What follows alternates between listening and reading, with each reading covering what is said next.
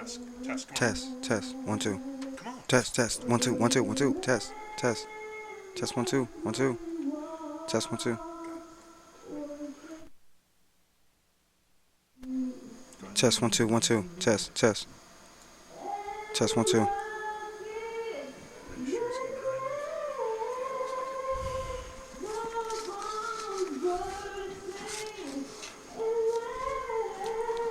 Test.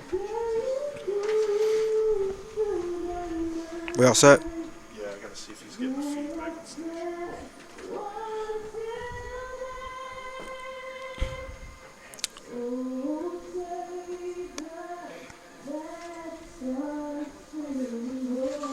Are you getting at least the audio feed on Watch Live?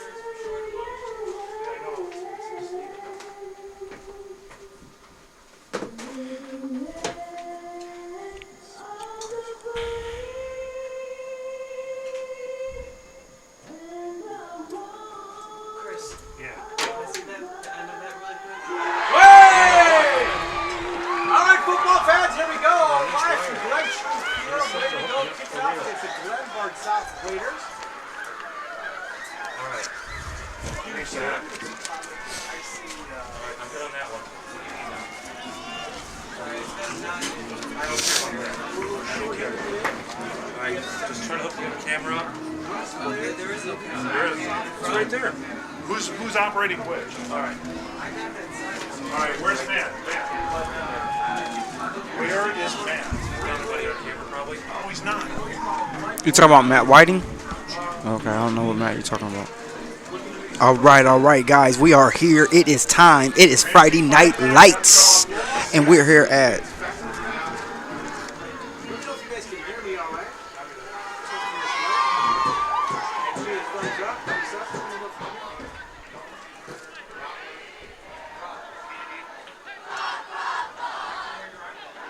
Fans are all ramped up. Ready for the senior night. St. Edward's Stadium.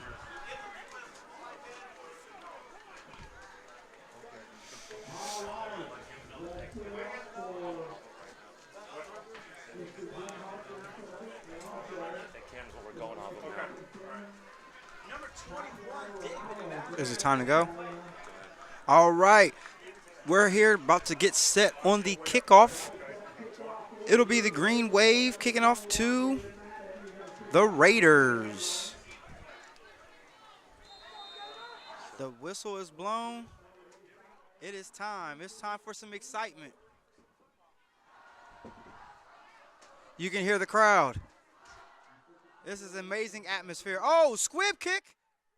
It's recovered by the Raiders. Raiders ball at their own, looks like about 48-yard line. Be a short field for the first game, for the first possession.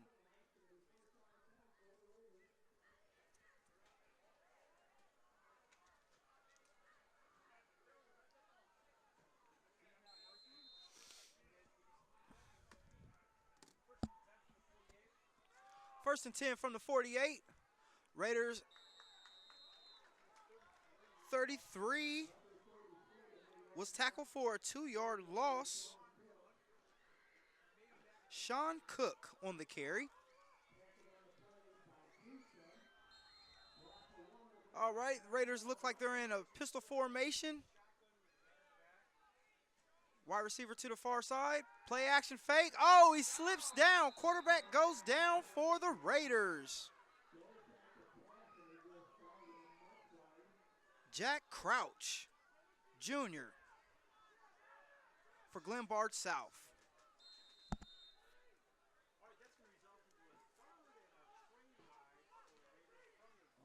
It's looking like third and maybe 17.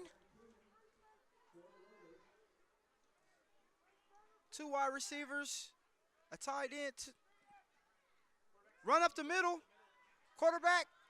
Uh-oh, he's turning the corner. 40, 35. Jack Crouch down at the 30-yard line.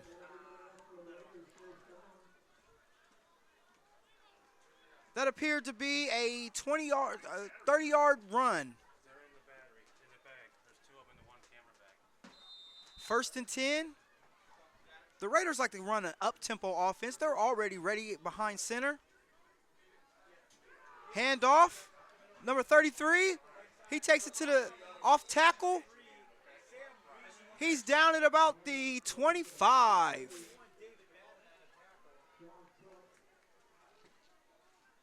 David Batten on the tackle.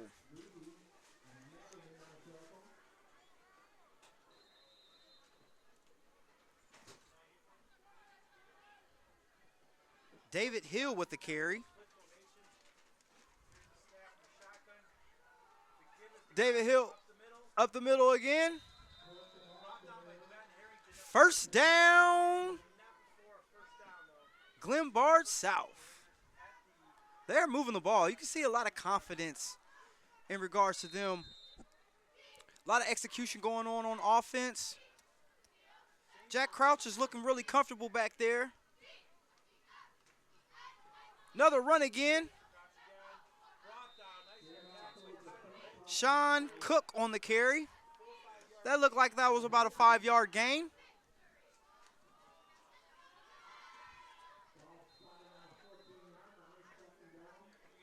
Setting up 2nd and 7 from the 14. 9:34 left in the first quarter. Split formation. We got a tight end in the backfield. It's a pass. Looks like a wheel route. Oh, number 80 for Glenbard South was unable to make the catch.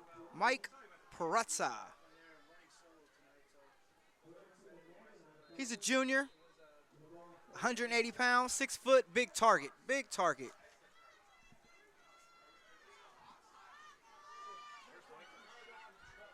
We've got 3rd and 7. Hand off to Cook.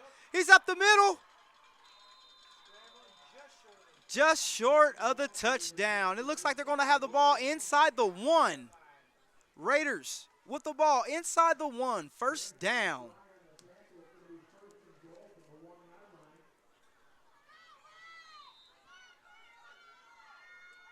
Glenbard, I'm telling you, they keep an up-tempo offense.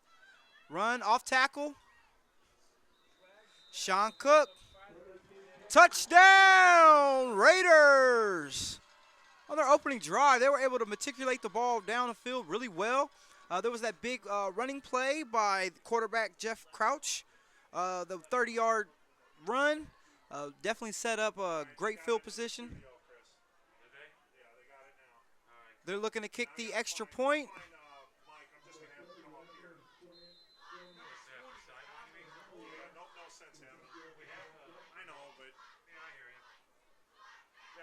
And the kick is good.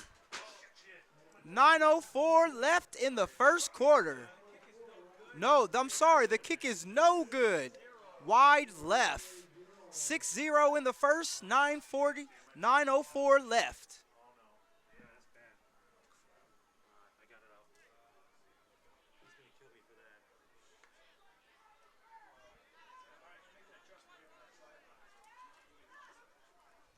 You could definitely tell that Glenbard was really had good preparation coming into this first drive. I mean, if they run a scripted offense, they ran everything to a T and executed it excellently. We'll be turning pages. We're switching gears here, talking about St. Edwards. For St. Edwards, they got a running back, Daniel Flacco. Great speed. Quarterback. Yeah, I'm still waiting for him to get that second camera looked at. Dylan Muntrinch. He's one of the top prospects in all of Illinois high school basketball. Oh, another squib kick by the opposing team. Number 44 picked it up. He laterals it. He's still moving up. Oh, Jimmy, he's running. Pick up a block. Oh, they can't bring him down. They cannot bring him down. Justin Groats. Oh, he steps out at about the 23-yard line. What a way to answer the play, Jimmy. Yeah, they're excited over here. St. Edwards will be taking over. 1st and 10 at about the 23-yard line.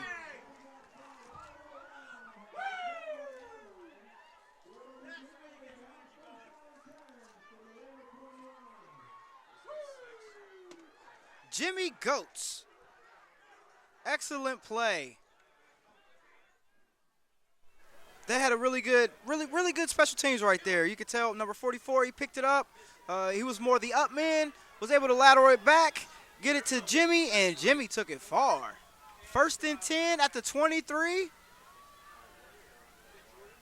Dylan behind center. He hits an out route. Maybe good for a yard. Possession by Tyler Holt. 2nd and 8. We've got 8:29 left in the first quarter.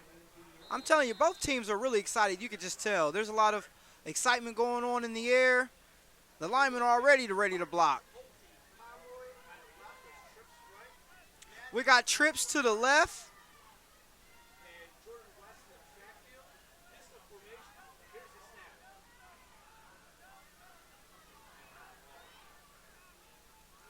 Play action.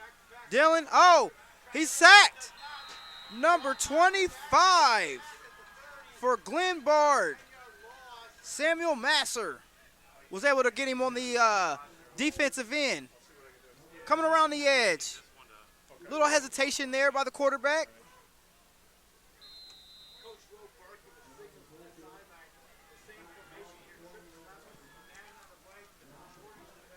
We've got 3rd and 18 after the sack with 7 minutes and 30 seconds left in the first quarter. Dylan drops back. He's looking left. He hits an out route. Back by Jimmy once again. Jimmy Coates. Jimmy Coates has been hot all game. He's caught the ball twice and made big plays on each one of those. I'm telling you, this is one of the most up-tempo games I've seen thus far. There is no huddle going on. Dylan's back. He's looking at the coaches, looking over the defense. We've got 4 wide receivers out on the field. He's looking out to the out route again. Jimmy Goats again.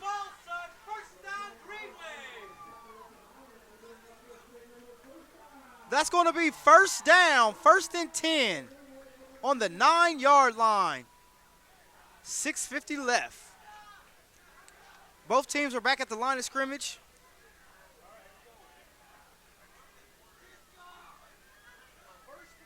You can tell both quarterbacks are extremely confident going against opposing defenses. It's very clear to see there's been a lot of preparation. Man in motion. Tyler Holt. Oh, run up the middle. Number 44 for Glenbard South. Ben DeFranco with the tackle. That was a 1-yard gain.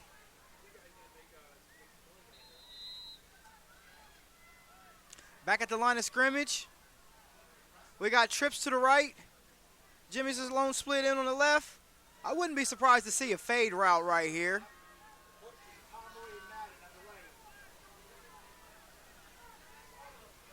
Defense looks like they're in a man. Timeout. Timeout by the defense.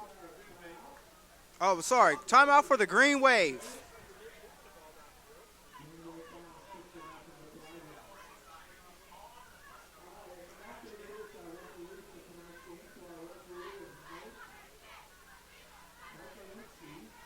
So both teams have really come out looking to throw the ball. I'm not sure if they've been scouting a lot of the DBs. I know the Green Wave, I seen on doing film with them that they were a little young and they did get exposed with some plays, but it looks like both quarterbacks are extremely confident when they get to the line of scrimmage of what they're going to see, what they want to audible to, and what they're looking to execute. I've been very impressed thus far.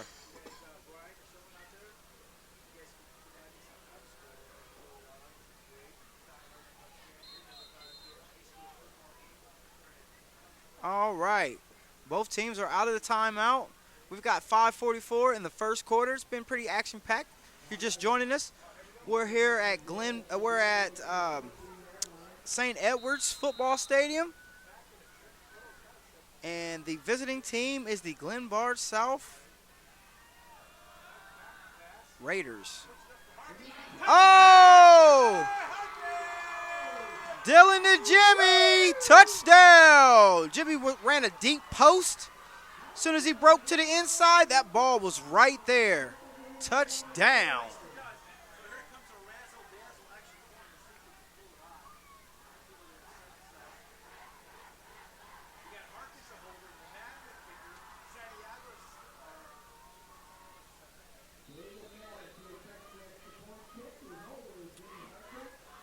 Offense is lined up.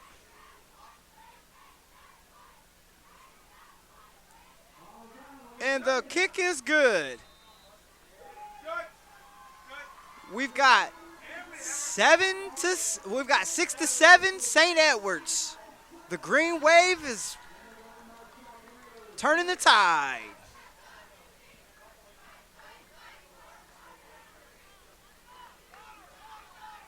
We'll be right back after these messages.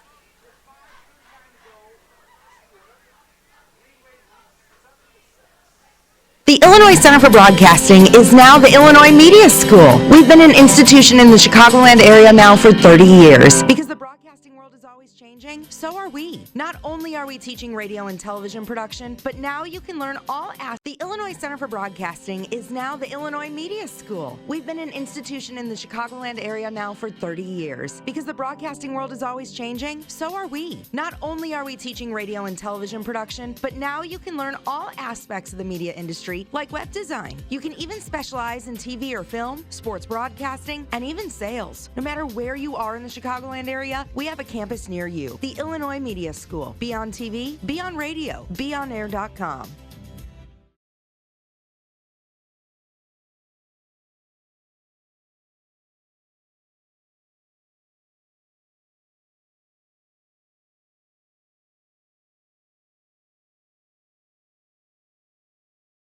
I want to have a job in something I love. I want to have fun and meet new people. I want to be social. The Illinois Media School has, I want to have a job in something I love. I want to have fun and meet new people. I want to.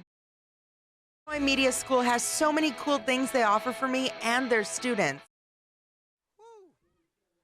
If you're looking for football, you are definitely in the place to be. Brooks James here. I'm at St. Edward's Catholic High School, home of the Green Wave. The Glenbard South Raiders have come in. The score is 6-7, Green Wave. Oh, play action. All right, we got Jack Crouch was able to run up the field for a 7-yard gain. Oh no, make that a first down. Off of some play action. You can tell both of these quarterbacks is extremely comfortable in regards to running their offenses. There's been no bobbled snaps. 2 wide receivers. Run is to hand off to Cook. That was going to be a 4-yard gain. I'm sorry, that was 2nd and 6. That was a 1-yard gain, and we're at 3rd and 6. 5 minutes left. Hi. Crouch looking to pass. Looks over the middle. That was a pretty risky throw right there, kind of in the double coverage. He was looking for the split end. Peter Jakey, fellas, ladies and gentlemen. All right, 4th and 7, and the punt team does not appear to be on the field. The Raiders seem to be pretty confident right here. We've got twin wide receivers to the right. Oh, the quarterback did punt the ball. Oh, touchback. The Wave will start their second possession of the game from the 20. We'll be right back in just a few short moments. Stick with us. Sports Down Chicago, Brooks James.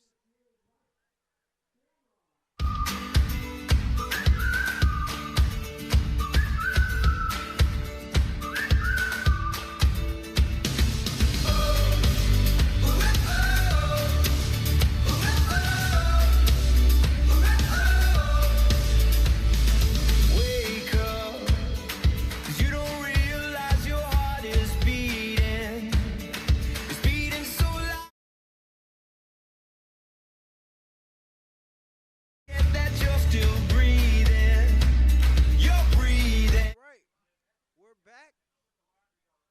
Ball's at the 20. 4:49 in the first quarter. Greenwaves 5-yard penalty on the false start.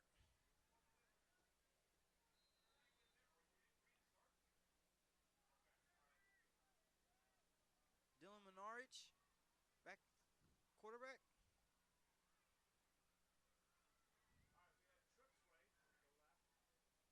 Screen. Tyler Holte. About a 12-yard gain on the bubble screen.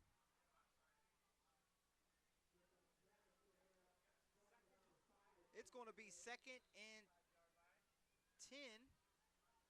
No, 2nd and 5. Sorry about that. Back at the line of scrimmage. Dylan's under center. Well, no, he's in shotgun.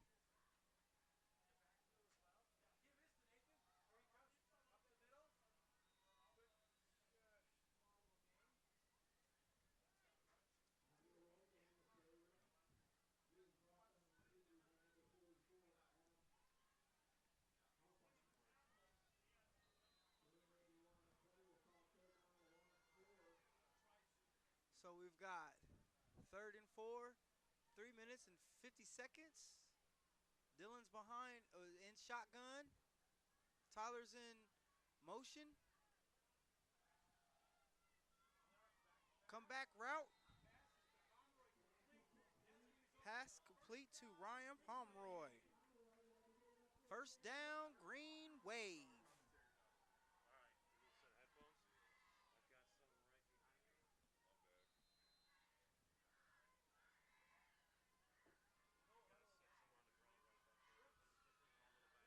Dylan's back up in shotgun, looking at the sideline, looking to get his keys. Defense appears to be in a 3-4 defense. We've got 3 wide receivers out on the field. Dylan's looking for the double move. He's throwing deep. Oh, Jimmy was unable to make the catch. We've got a penalty on this play. Let's see and sort this out, see what it was. It looks like there was a hold. That was a nice double move right there. A little bit better thrown ball towards the end zone, and that would have been another touchdown.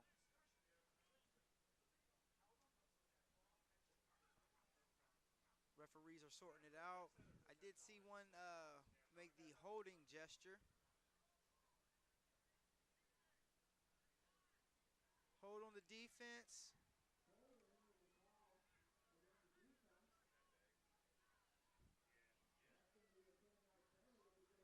Ball will be spotted at the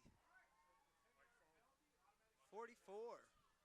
1st and 10, 3 minutes and 5 seconds left. Test your mic. Test your mic. And I'm here with Michael. How you doing, Michael? I'm doing good, Brooks. How you doing tonight? Oh, man, I can't complain. We got Friday Night Lights. Can't complain one bit. I was on the sideline for a minute, but then I just decided to come up and join you so we could talk about some football. So glad you came. Let's do it. Dylan, back to the sideline. Oh, catch was dropped by Tyler. Almost. Hoyt.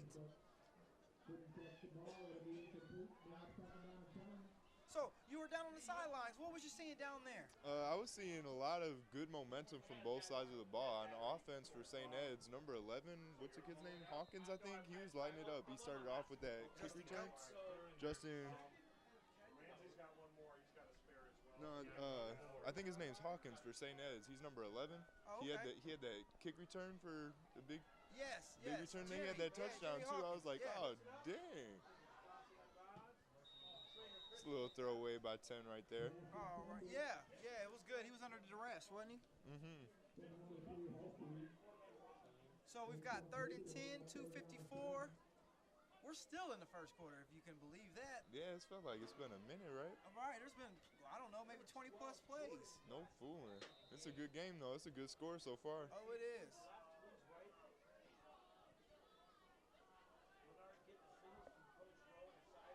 Dylan's looking at the sideline, getting his keys in.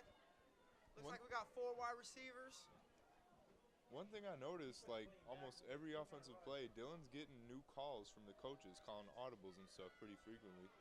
Oh, he throws over the middle, pass incomplete to Ryan Pomeroy. Ball was just sailed just a little high.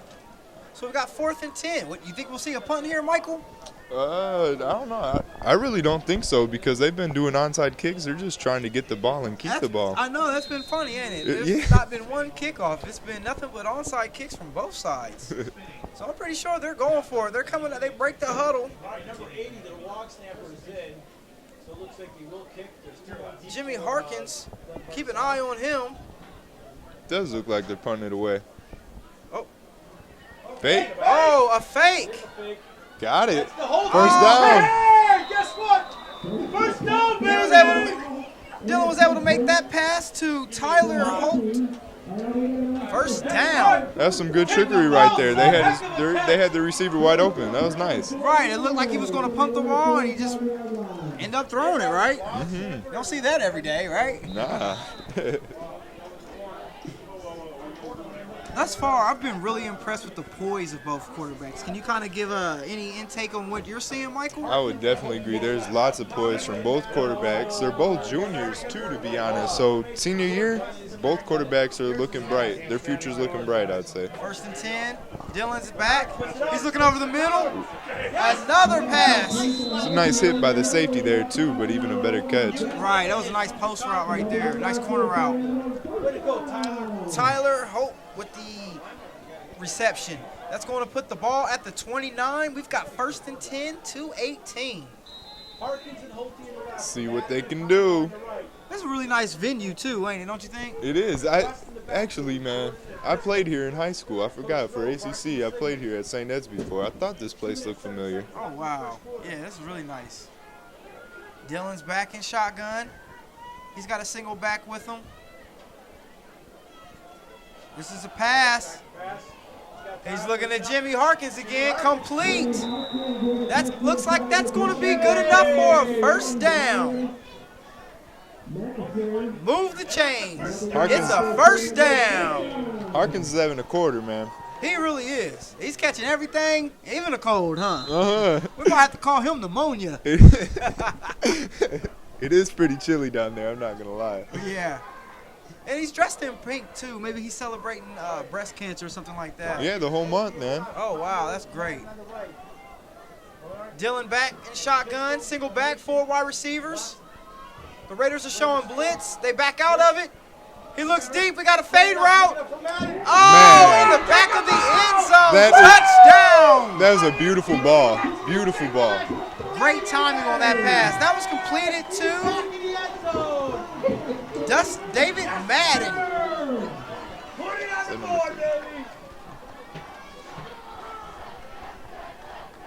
Man, like, real good ball right there. Nice. Perfect placement, too, right over the left shoulder. Right. He put it only where the wide receiver could catch it. That's what you want out of a quarterback. Absolutely. Chest pumping, Mike. I think that at the rate of this game, I think the score is going to end up being 55 to 56. 54, yeah, for real. Wow. It's going to be a shootout. Yeah, this defense is, I don't know. Maybe they'll wake up. Okay. You think they're going to kick it this time? I'm not sure. It looks like they want to definitely keep their the possession of the ball. Momentum going, yeah. At the rate that their offense is going at, I wouldn't be surprised. Why would you want to play defense if you can score touchdowns every time? For real, no fooling, man. Is he on auto? I'm sure he's on autofocus. No? St. Ed's is a very young team. They only have about 3 seniors on the team, so with all this young talent, you've got the future to look forward to for sure for St. Ed's. When he goes out, when he zooms out, it's I think he's on auto. So, you know, one thing that I noticed is St. Ed seems to have a lot smaller roster. What do you think about fatigue as this game goes on? You know, we're just in the first quarter. You know, you're kind of running off of a lot of enthusiasm, adrenaline. That's actually a real good question. You would think with such a small roster that the coaches condition them accordingly, but you never know, especially with the cold weather. Yeah? You're in for it. Yeah, it definitely We'll is. see. I guess we'll see. So, lining up to kick the ball, maybe they'll kick it deep, maybe they'll onside it. We're not sure at this point. Who knows?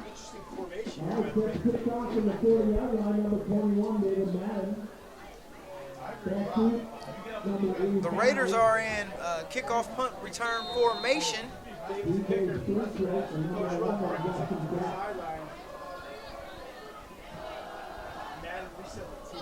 The field conditions are pretty slippery down there. When I was walking around trying to interview the coaches earlier today, I was even slipping. I wonder what it's like for the footing for the players. Is that right? You know, out of all the stadiums I've been to this year of high school football, this is the first all grass Oh, for real? field that I've seen. Yeah. Oh, they do kick it off deep. Picked up by the up man. Pretty good return right there. Yes. 35-yard line. And that was Samuel Malakar with the return. Return of about 17. That's going to make it 1st and 10 on the 29 for Glenbard South Raiders. Jack Crouch is leading this team out from the huddle. We got Cook in the backfield. Both of them have had high expectations coming into the game, but neither of them have really done too much today. Cook with the carry. Looks like that was good for about a yard. You do notice that Glenbard is more focused on running the ball than what you see from the Green Wave. Oh, without a doubt. When I was talking to the coach earlier today, I asked the coach of St. Ed's, I said, what kind of offense do you guys run? He looked at me and said, we don't really run much. We're a passing team. Oh, that probably explains it then. For real. 2nd and 9. Crouch, he fakes the handoff. He's looking downfield. He's got a man to the outside. Oh, He just missed a wide open receiver. incomplete. Incomplete.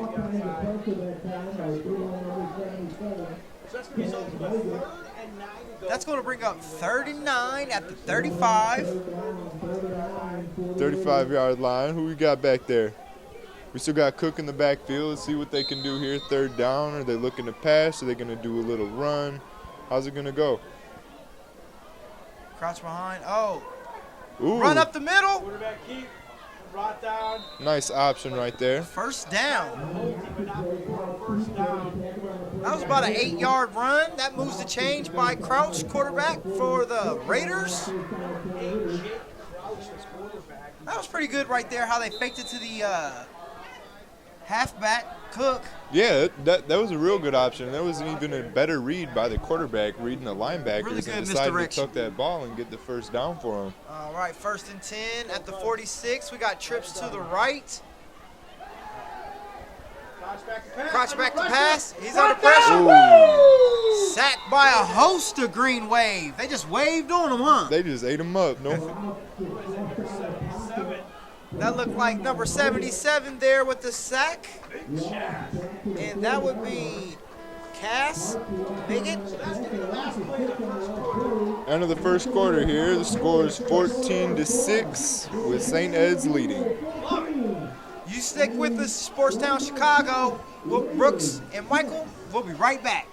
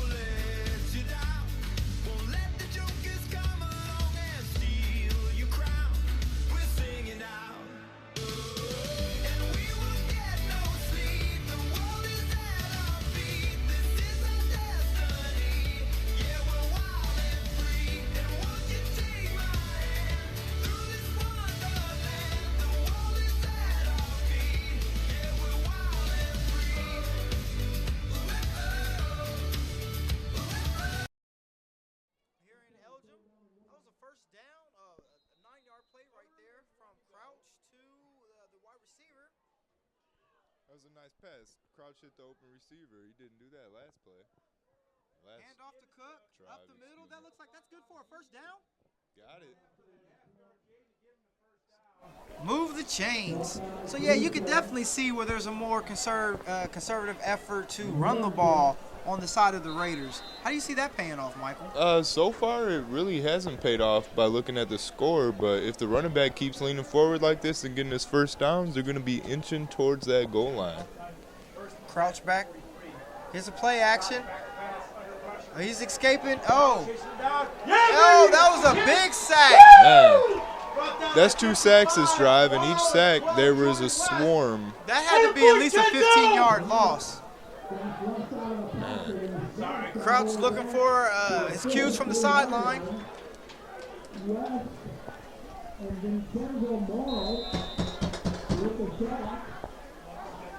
Bring the house. Let's go. Second and The Green Wave is looking really intimidating out there on defense. Very intimidating. They're eating the quarterback up, and he's just kind of dancing back there. He got a deep pass. Oh, he's got a deep pass down the seam. Ooh, with the pass interference call. But he retained the ball. He's still going. Nice. Touchdown, Raiders! that wide receiver had all the pressure on him. That was good coverage, and he even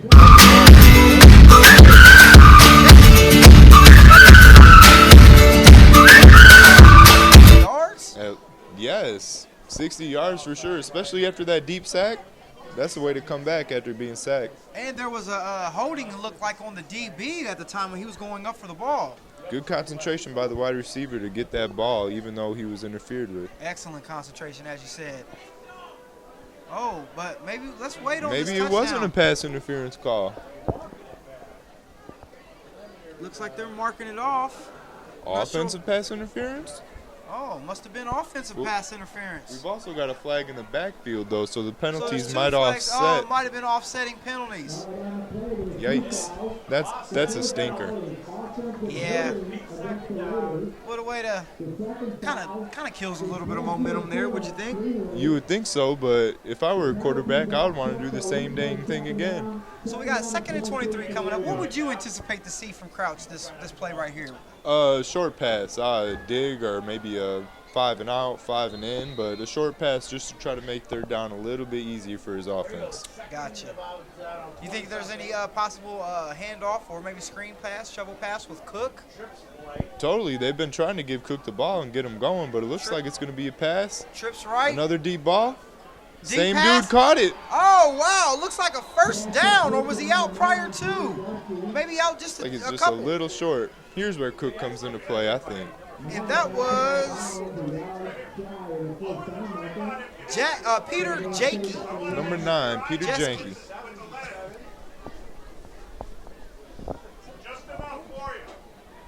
Looks like they may be going for it, but you never know. This might turn into a punt based on what we've seen thus far. It's only third down. Oh, third and 1. Cook with the handoff. Got the first. He's Ooh. up. Oh! Man, Cook just lowered his shoulder on the dude. Oh, sure. That was a nice run over. That was a real nice. Good hustling to get the first down. Let's see if Glenbard South can keep the momentum going and get in the end zone. You know what I'm starting to notice from the Green Wave? I'm starting to see them with their hands on their hips. It does look like they're getting a little bit fatigued out there. I told you, fatigue could really turn into something as this game goes on, and I think the the constant effort of the Raiders to run the ball is really going to make it difficult for the Green Wave as this game continues. Without a doubt, Brooks. I think that might have even been part of the game plan for the coaches. I see that. Also, it keeps the Green Wave offense that's been extremely hot thus far. It keeps them on the sideline cold. Their boiling water is getting pretty cold right now. So we've got 1st and 10 at the 29. 10 left in the second quarter. Crouch back. Ooh, fumble on the snap. Exchange. Green Wave fall on it. Man, that was a quarterback option, a missed exchange from the quarterback to the running back, and it looks like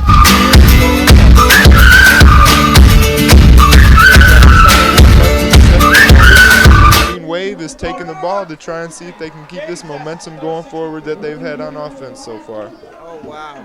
James Esses on the recovery. It's going to be the Waves ball at the 30. Excuse me, at the 31. They break the huddle.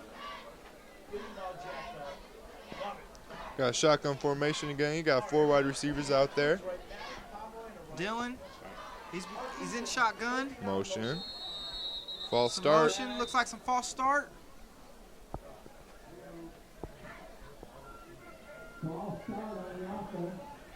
Yep, false start is what it was. Knock them back 5 yards. That's not how you want to start off a drive. Not at all. But with this team, you know, they're looking to chuck the ball, so this might even give them more space. What do you think about that, Michael? Yeah, they're opening up the field for their quarterback right now. Let's see if he can keep slinging the ball like he's done so far. Bubble screen to Pomeroy. He almost got up to the line of scrimmage.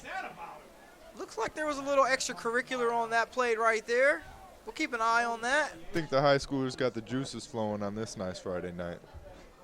That was between Brent Kershka and Tyler Holte.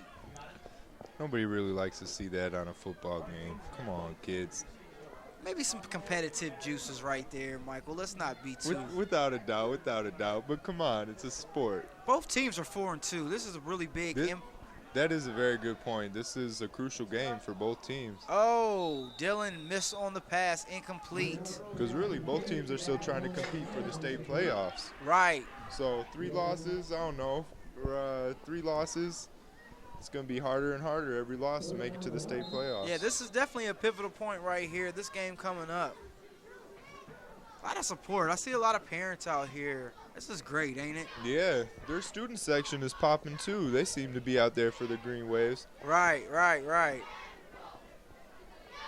Dylan back. He looks in the middle. Pass complete. First down. That was to David Madden. That's going to move the chains. I saw some Raiders defensive linemen getting in after the quarterback, but when they tried to make their cuts, they were slipping, and it kind of avoided a sack thanks to the field. He's really impressive in the pocket. He moves around really good. He has good hip movement in his pelvis. Yes, very, very, very good quarterback. He's got an excellent pocket presence. He's got a very good football IQ. I've noticed he doesn't stare down his receivers like a lot of quarterbacks I've been watching have done in First high and school. 10 at the 42. Dylan's under some press.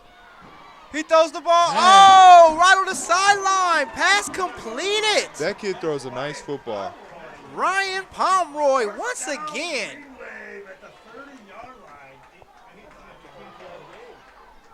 First and 10 at the 42. 8:41 left. Second in the state.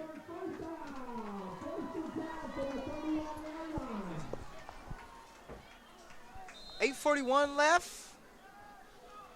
Ball's at the 31.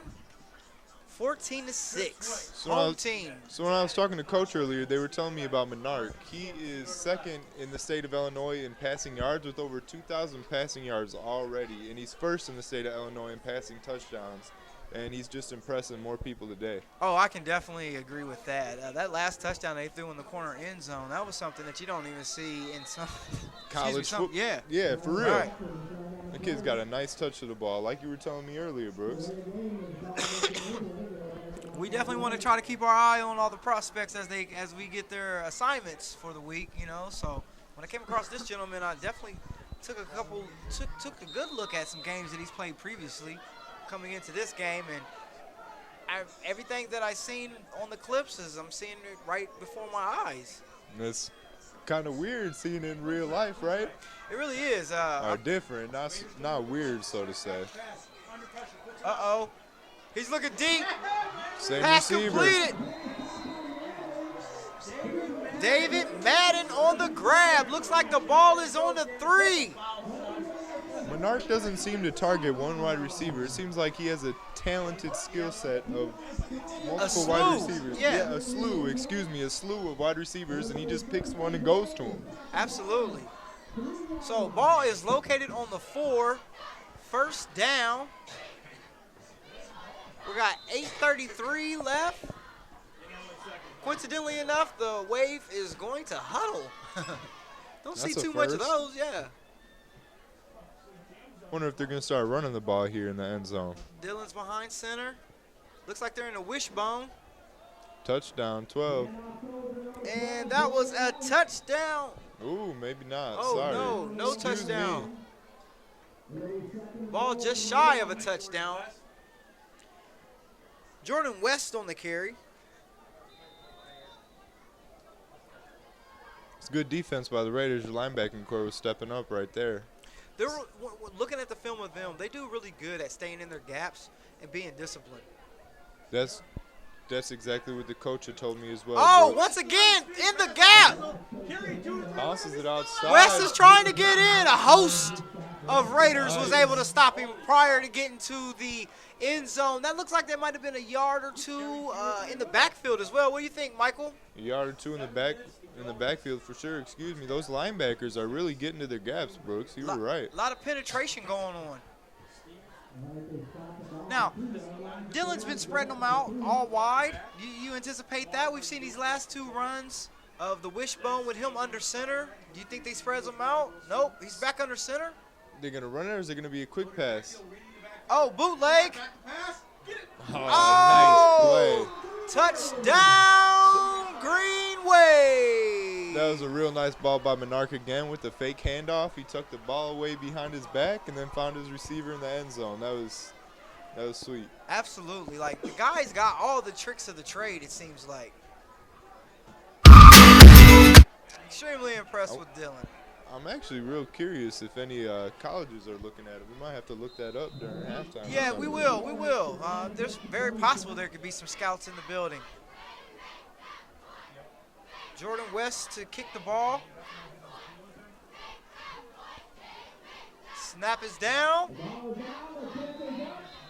Good. Field goal. Extra point is good. We got 21-6. 7-0. I'm sorry. 6-21, I should say, with 7:03 in the second quarter.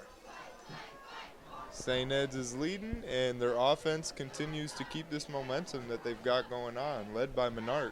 He's having a good game. Yeah, that time on the sideline didn't really slow them down or cool them off at all, did they? Not at all. And that penalty right when they came out on the field, that didn't stop them at all either. Right, no. So if you're the Raiders, what do you think that they could do differently, Michael? You know, what is it that you're saying that you think would, kind of change the game up a little bit, give the Raiders more of a chance? You got any ideas? Maybe try and open up the short pass plays, because running the ball, it's been hit or miss. They've gotten a couple first downs, but for the most part, Cook hasn't really been performing like they've expected him to tonight. Okay. So if I were the Raiders, I would maybe start mixing it up a little bit. Short passes, runs, long passes, deep passes. You just got to try and catch St. Ed's off guard, and it doesn't really look like they're being caught off guard yet so far. West with the kick. Oh, it's another onside. squib. Almost Onside. fumbled it. Good recovery by the Raiders right there. Raiders do recover. Looks like it's going to be their ball at the 45. So it's a short field. I get the impression that the Raiders, that the Green Wave are just so confident that they can score that it doesn't matter where they get the ball at initially. What's your thinking? I would agree with you on that. And to be honest, Cook up the middle. the Raiders haven't really been. He's still running. He's still running.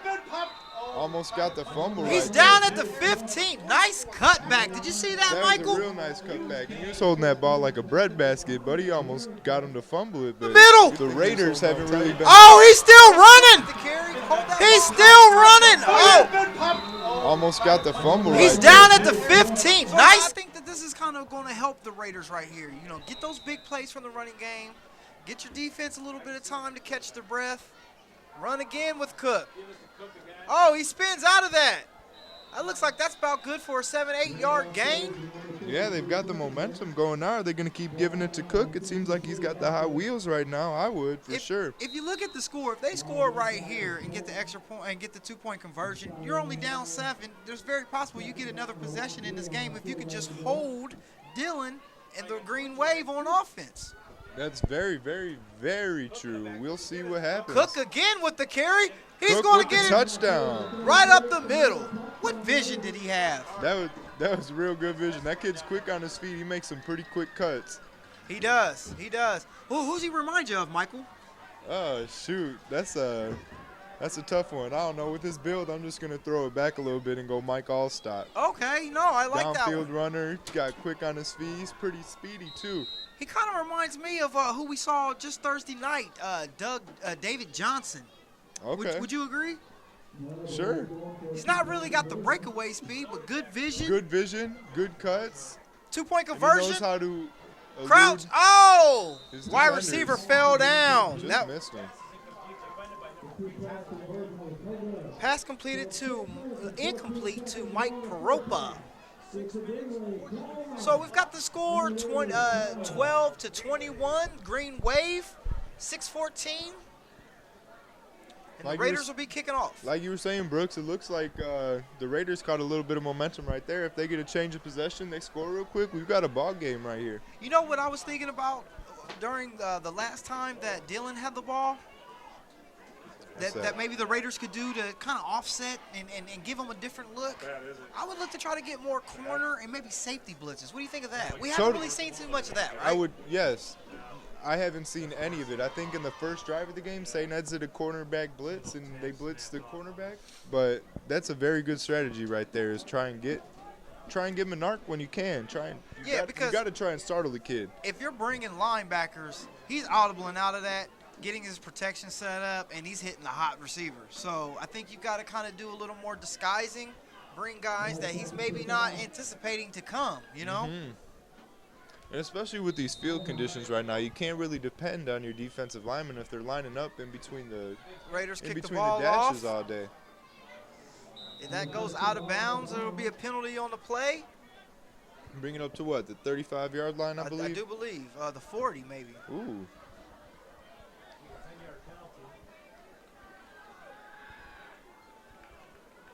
Let's see while the chain gang sorts this out, Michael. Oh, the 35, as you said. It's been a while since I've been in high school, too. I still remember that stuff. So Dylan runs out there. Team set, poised, ready to go. But yeah, if I'm the Raiders right here, it's time for us to give some different looks. You know, we've 3 possessions, 3 touchdowns. Yeah, I was just thinking that, too. Maybe start it off with a run. Yeah, that probably would surprise them. That would surprise the heck out of them. Look at their secondary. They're out there expecting a deep pass. Right. Or a pass, period. Right. We got a false start on the green wave right there. Yeah, it looks It's like going to set him back 5 yards. Yeah. Looks like a guard kind of bobbled his head a little bit. So it's going to be 1st and 15. Ball will be placed at the 30. St. Edward's 30. See what Menark's got for us here. We got 4 wide receivers, trip right. Bubble screen. Pomeroy, he's going up the middle. He's going to the outside. Got it to the 41, 42-yard Looks line. like he's out of there at the 41-yard line. Made up for that penalty right there. Now we got a reasonable 2nd down. Yeah. I think as long as there's a down to throw with Dylan, I think he can pick it up. Yeah, you're in luck if 10's in the backfield. Right.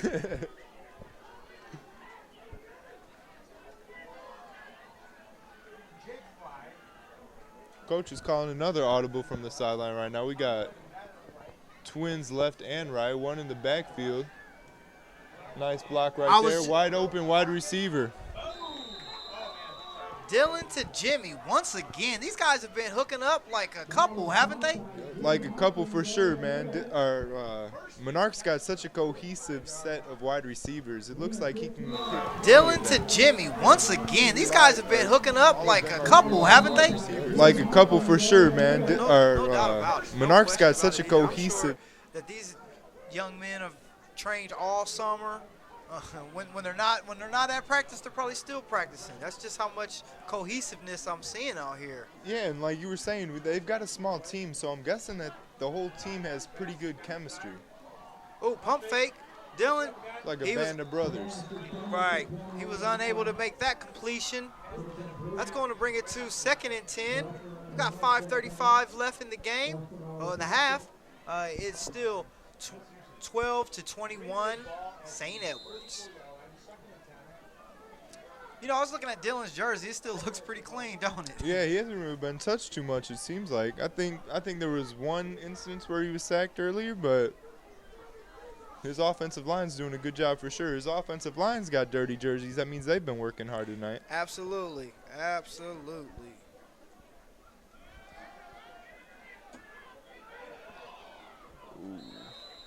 Just threw it away right there to the left side. Didn't see anybody open. Talk about getting your jersey dirty right there. Almost.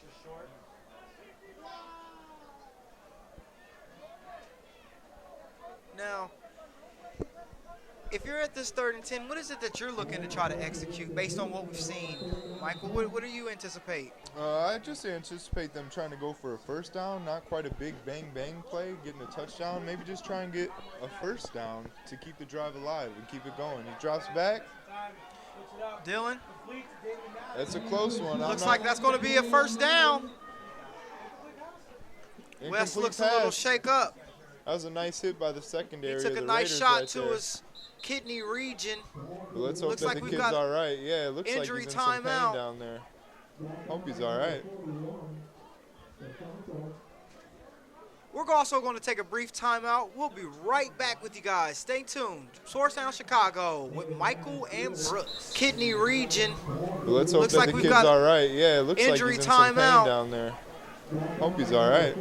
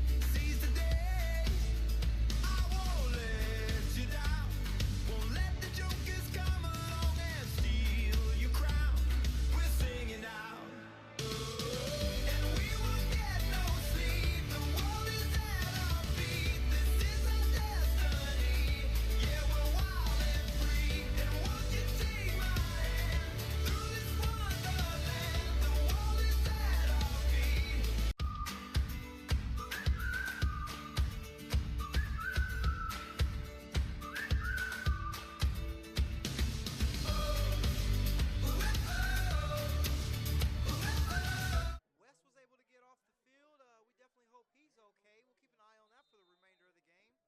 Right now, we got 4th and 10. It's 5:21. St. Edwards is up 21-12. Ball's on the 44. Dylan looks like he's got his call. Going for it on 4th down. Let's see what can happen right here. Yeah, we've seen about everything else. He throws the ball deep. He's got a man. Ooh. It's good coverage by the wide receiver right there, and By the DB. by the excuse me, not the wide receiver, but the wide receiver also did a good job trying to compete for that ball. He did. The cornerback just had better coverage. No, it was really good defense right there. This is what the Raiders needed right here to be able to try to get back into the game. You know, they still got plenty of time. It's 5:15. It's looking like they're about to take over at their own 44. So you're at, half the field to go. Do you think they're going to try to get the ball to Cook? I think, well, shoot, if Cook's going to run like he did last drive, I would give the ball to Cook, and they have a lot of, well, I wouldn't say a lot, but they definitely have some momentum going on in this game, giving Menard his first There's Cook again. failed drive, really. Yeah, very first one. That looks like a 2-yard gain by Cook.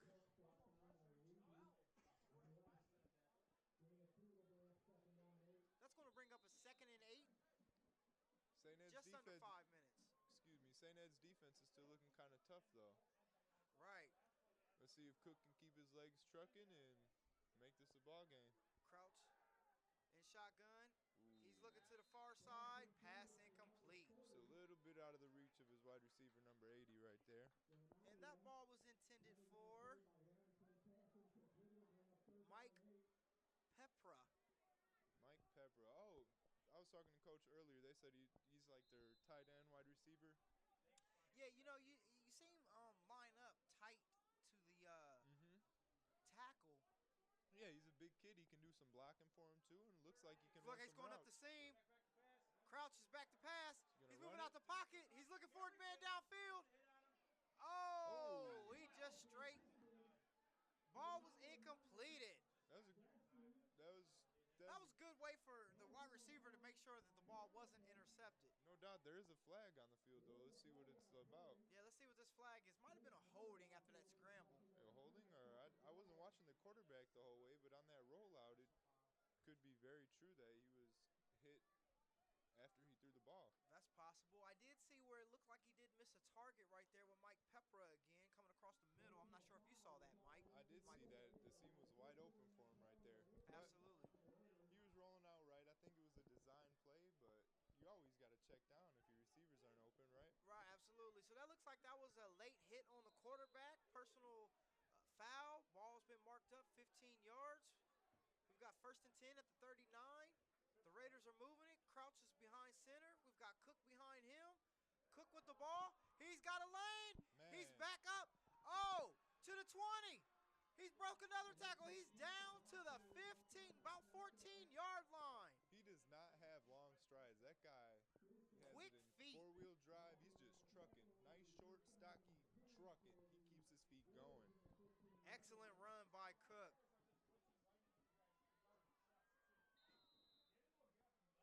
So that's going to bring up 1st and 10 at the 15. Got a little under 4 minutes and 30 seconds remaining in the first half. Let's see what the Raiders can do right Cook here. again. Uh-oh. Up the middle. Not a first down. Excuse me. Got a gain of 4 or 5 right there, though. Looks like the ball's going to be spotted at the 8, so they're inside the 10. 7-yard rush. That's nice. What type of way would you look to attack the end zone, Michael, right here? I would keep running up the gut with Cook. Yeah, you can't go wrong with that. Maybe give a quick out to your man Michael over there. Oh, Crouch, he keeps it. He runs up the middle. Touchdown! Nice. Raiders! From about 8 yards out. Untouched. Well, not untouched, but he never hit the ground, ladies and gentlemen. That was a nice play up the middle by the quarterback, and now we've got a ball game. It's 18-21 before the extra point. Going into the second half, looking like we've got a good game on this Friday night. Absolutely. You could definitely see both of these quarterbacks are very composed. This is going to turn out to be a really, really strong second half. And it's looking like a shootout like we were talking about earlier. Absolutely. Neither team is backing down. Kick is up. It is good. Got it. So we've got 18-21, St. Edwards. Seems like the Green Wave has kind of calmed down. It's not as electrifying out there. Maybe they need this second half to kind of get a breather in them like we were talking about earlier. Are they running out of gas or what's happening right now? The Raiders look like they've come pretty composed and kind of quieted everybody. This is an excellent night for some football. A little chill in the air, but not too cold. You don't even need no hot chocolate yet, do you, Michael? Yeah, not yet. My nose is a little cold, though. Hot chocolate doesn't sound too bad. It doesn't. I might get me some at halftime. What would you tell the Green Wave defense here? What you know, we was just kind of talking about the Raiders, you know, the possession before. What advice would you give to the Green Wave? St. Ed's defense? I mean, the last 2 drives, Cook has scored. They're running it up the middle. Up the middle. Get your linebackers to step up. Do you think that it's a scheme, or do you think they need to bring more pressure, or do they need to have less people down, more linebackers around the right? Not necessarily pressure, but bring a definitely safety in the box? Maybe bring your safety up and just have your linebackers stay at home. It looks like they're getting caught up and being blocked too easy. Oh, okay. Squib kick. But Cook is also trucking, man. He looks like a tough kid to bring down.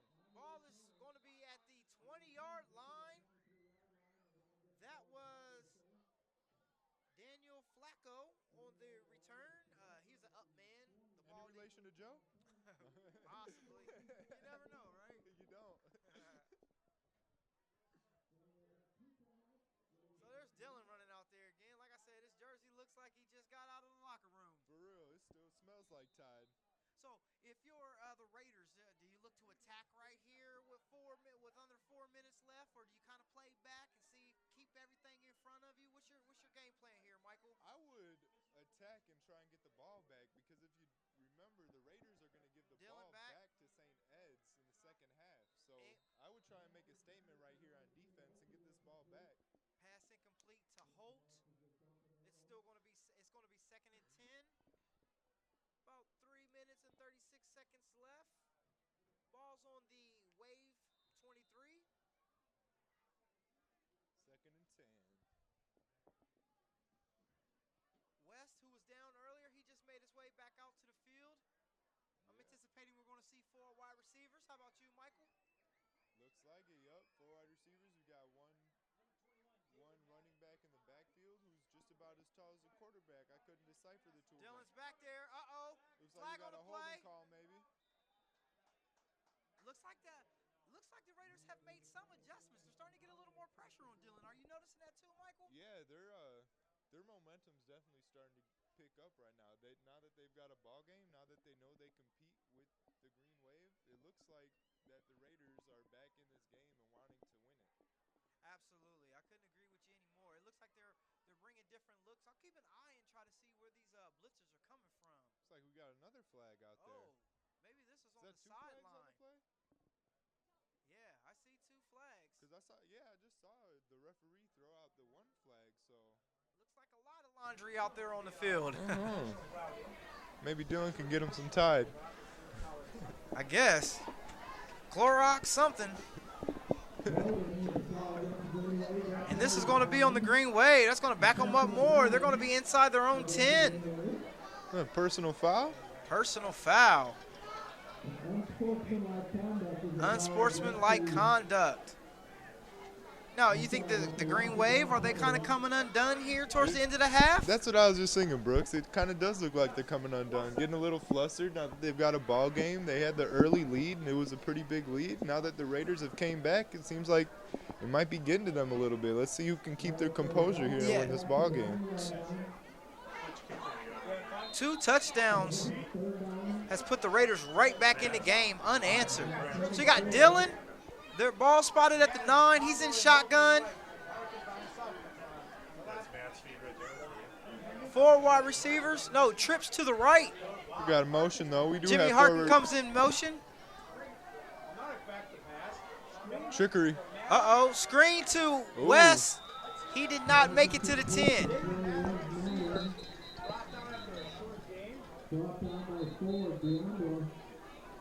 That was Jimmy Harkin on the play, right? No, that was David Madden. Madden. David Madden. Nice little quick screen right there, trying to get some easy yardage, but the Raiders' defense was there to eat them up right away. Pretty well-designed play right there. I thought it was going to be an illegal shift. Yeah, with the motion by Harkness? Yeah, I thought so too. Me too. I think if I was the Green Wave, I'd like to try to see if I can get Dylan out on the perimeter, like with some rollouts or something, looking for some big, deep post routes or. Yeah. You Get a see what I'm saying? rollout, give him some time to go for a deep ball, try and get one last score before the half, and kind of give his Wave momentum once again. But on the other side of this, you got the Raiders. You know, it's 4th and 18 now.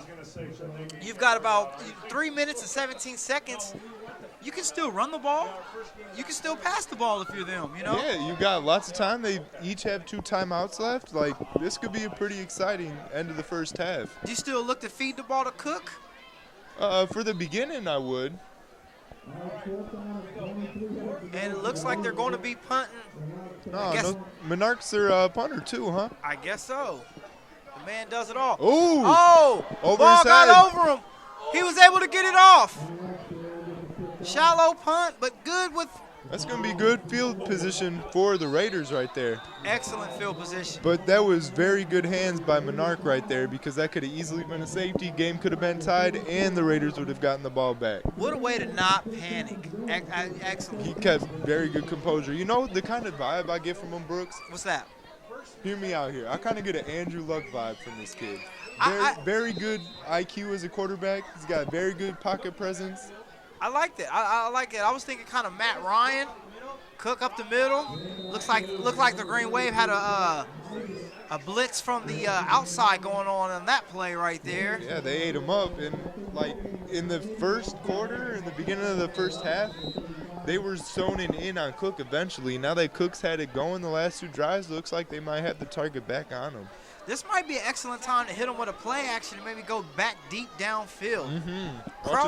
Watch backside 48 right here. That's a good idea. Second and 11, Crouch. Looks like he's going to run the ball. He's going wide.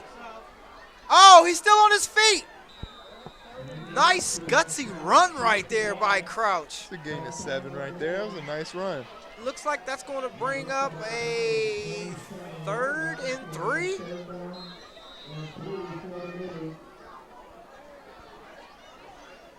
Got the no huddle going, trying to get in the end zone before halftime. Tight formation, Twins to the right. Cook again.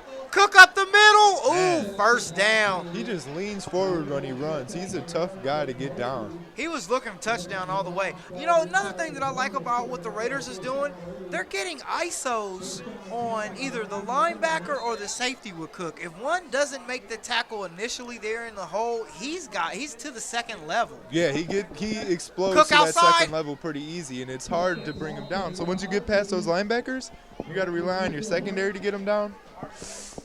That's when Cook's in the clear.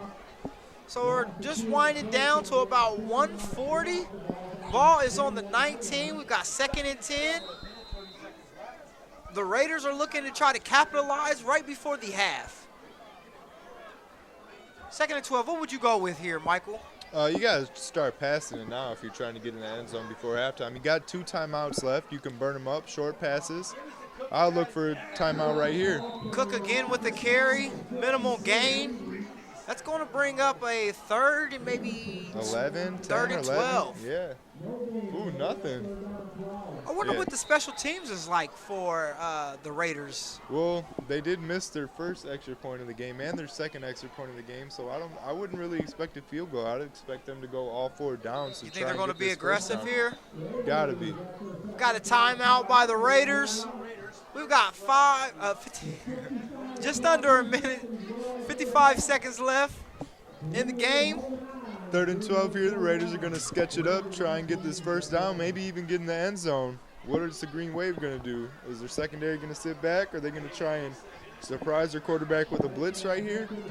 It's going to be interesting what both teams do in the last minute of this ball game, or last minute of this first half. Absolutely. I think if I'm the Raiders, I'm going to try to spread them out, see if I can get a one-on-one, and look at that matchup. If not, if I got time to, if my field goal kicker is decent enough, let me try to get the ball to Cook one more time. Maybe he'll break something, at least get us closer, keep the ball center of the field.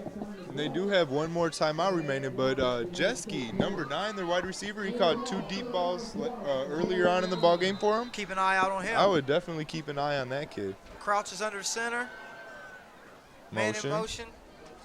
Twin wide receivers to the top. He's got him. Oh! Ooh. Just off his fingertips. Overthrew him just a little bit. Jeske almost came up with a nice play right there, though. As you said, Michael, excellent call out right there. So this brings up a pretty big down right here. Do you go for it? Or do you kick the field goal and try to take the lead? Looks like they're going to go for it. It's kind of a deep field goal for high school football, in my opinion. But if you've got the kicker, you might as well use it, because if you do get this field goal right here, it puts the Raiders up 1. Crouch, hike, play action. He sets his feet. He's looking. He's got a man. Oh! He's down inside the 1-yard line. Clock stops to reset the chains too. Let's see if the Raiders hustle up right here, try and take advantage of the clock stoppage and get in the end zone. Do you spike the ball right here to save you some time? If you line up faster than the chains do, I'll just keep going with it. I would look for a rollout right here. Roll out or shoot? Give it to Cook right up the middle right here. I don't know. We'll see. That'll take more time. Cook is in the backfield. Crouch. He hands it off to Cook. Touchdown! Touchdown. Nice one. Cook on the 1-yard gain. I've been extremely impressed with the Raiders. They've come back and scored 3 unanswered touchdowns. Yeah, and they definitely have not been defeated. They weren't defeated by the early lead that the Green Wave gave them, and now they've got the lead before halftime. Absolutely. It appears that they're even going to be going for 2. Going for 2 here puts them up by a touchdown without an extra point, so maybe it's Tight a little bit of formation. strategy right here. Oh, jet ski right there. Conversion is good. That was a nice little comeback route. Yeah, nice little comeback hook route right there by Jeski. Good pass by Crouch.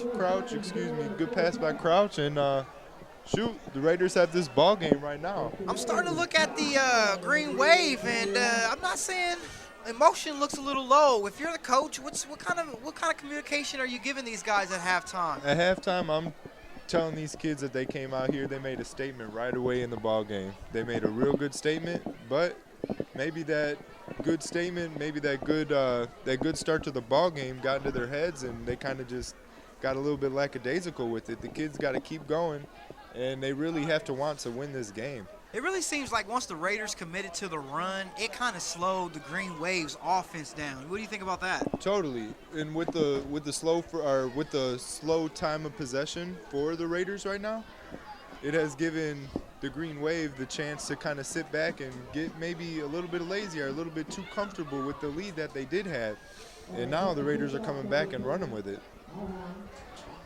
The Raiders about ready to kick it off.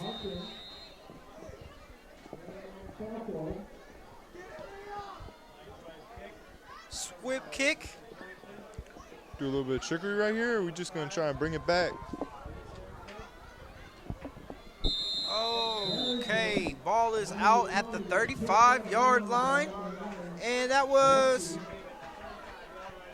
Ben Harrison on the return. Once again, up man. Looked to make a move, got outside, and was ran out at the 36-yard line, matter of fact. So Monarchs got a little bit under 20 seconds right here. I'm guessing that they're gonna go for the deep ball, maybe run a couple deep routes right here. They've got 2 timeouts remaining. Maybe try and get them back in this ball game before the second half. I mean, you know, if I'm the Green Wave, if we can get a little screen, a bubble screen, and we can, you know, break a tackle or so, that'll be great. But I really wouldn't look to try to push the ball down the field. Menard. Oh, Harkins drops it. Harkins. Yeah, that's a tough one right there. You got to watch that ball in all the way. Once again, excellent throw, excellent find by Dylan. But, you know what happens. It's football. Every Right. wide receiver drops one once in a while. I feel like as long as the Green Wave is confident in Dylan, they're still in this game. No doubt, because Dylan, it doesn't seem like pressure gets to him. 12 seconds, 12.1 left. Dylan in shotgun. He's looking to throw the ball deep. He's got a man down the sideline. Ball is incomplete. Overthrow him just a little bit. Still 6 seconds left on the clock. We've got a 3rd and 10. 21-27. Raiders are leading this game right now. If I'm the Raiders, I'm definitely going to have my guys playing towards the end zone, making sure that they keep everything in front of them. Yeah, it looks like they do have their secondary spread out a little bit. They've got 4 guys about 20 yards back of the line of scrimmage with only 2 linebackers and 3 down linemen. Dylan with the shotgun.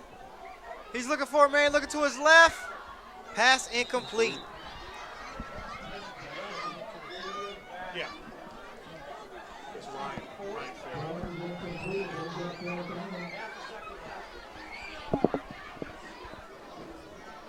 Fourth and 10, 0.4 still on the clock. It's just a good old just run deep wide receivers. Let's score a touchdown before half here. What's Yeah, I gonna think happen? this is Hail Mary time, definitely. Definitely. But even though we go to halftime, stay with the Sportstown Chicago. You got Michael, you got Brooks. We're going to be sending it to Ryan here in just a bit. Screen pass. He's out at about the 47-yard line. And that'll wrap it up here for the halftime. But we'll be back. For now, let's get it over to the studio. Ryan, you there?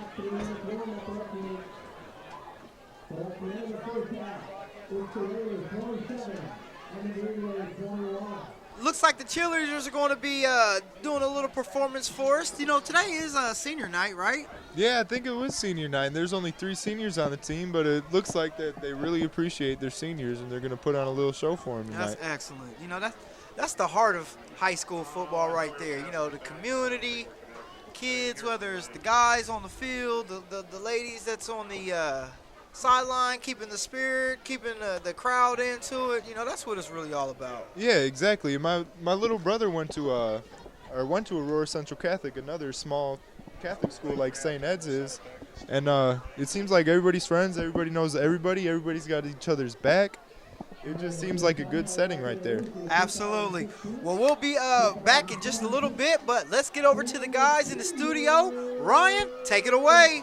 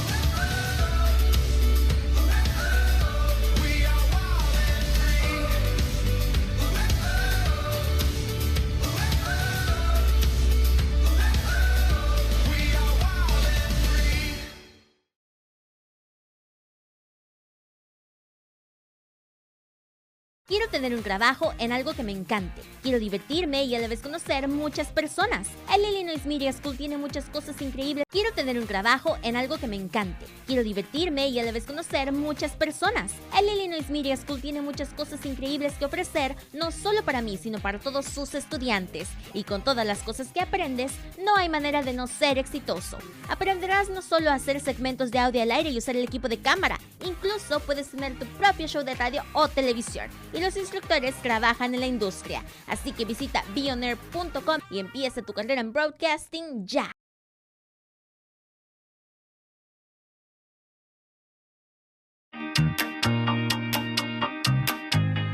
So I originally got started out of the Illinois Media School, formerly the Illinois Center for Broadcasting, through a radio ad that I saw on the Score. At the time, I wanted to be on the radio because that sounded super cool.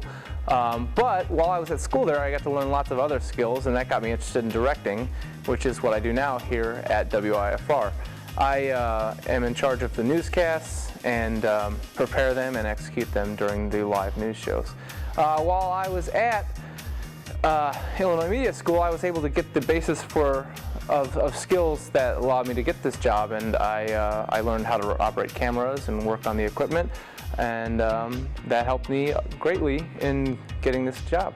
As far as school students, you know, you got a chance to meet with lots of different types of people and you know, collaborate with them and work on projects together.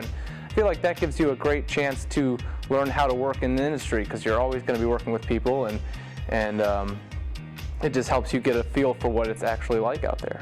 My name is Ben Forrest. I am the Senior Director at WIFR in Rockford, Illinois, and I am IMS.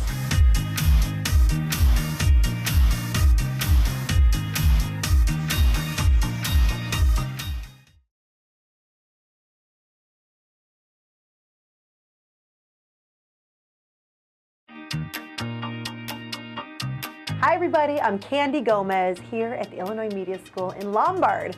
I am one of the newest people to join the staff here. I am a student advisor, which is really cool because what I do here is I bring all my expertise, my years from B96 Radio, WGN, Chicago Sky, currently KISS FM. I bring all that here and I talk to the kids, students of all ages, of all backgrounds, and let them know what radio is like, and just working in the media too.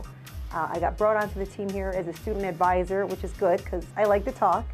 And you know, I went to college. I went to a 4-year college. It was great, but I really had a higher respect for people who were already in the industry teaching me, because you could learn so much from them. That's how I feel it is. And these students here, they're just so passionate, and everyone is so supportive of each other. And working in the media, it's not always like that. So here is just a great resource of staff, student, teachers, everything here that you need. So you may come in thinking you want to go into radio or you want to go into TV, and the next thing you know, you love editing, or you want to go into being a sportscaster. We've got so many different programs here, and I think it's very beneficial too, because we don't just make you choose one. Maybe you want to do TV, maybe later on you learn, hey, radio's a better fit for you. And that's exactly how the real world is too. Sometimes you've got a plan and something takes you on a turn, and you could end up somewhere completely different. So here you have tons of resources to find out exactly who you are.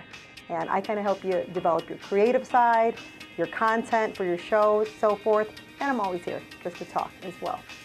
Currently, I'm at KISS FM weekends and fill-in shifts. Before this, I covered every shift possible at B96. I was there for over 12 years. I started at WGN Television. I was interning there for a while. I was there for over 2 years. I was at Chicago Sky. I was the announcer, the MC of all the games. Those girls are awesome. And who knows where I'll be next? You never know where this career can take you. I'm Candy Gomez from KISS FM, and I am IMS.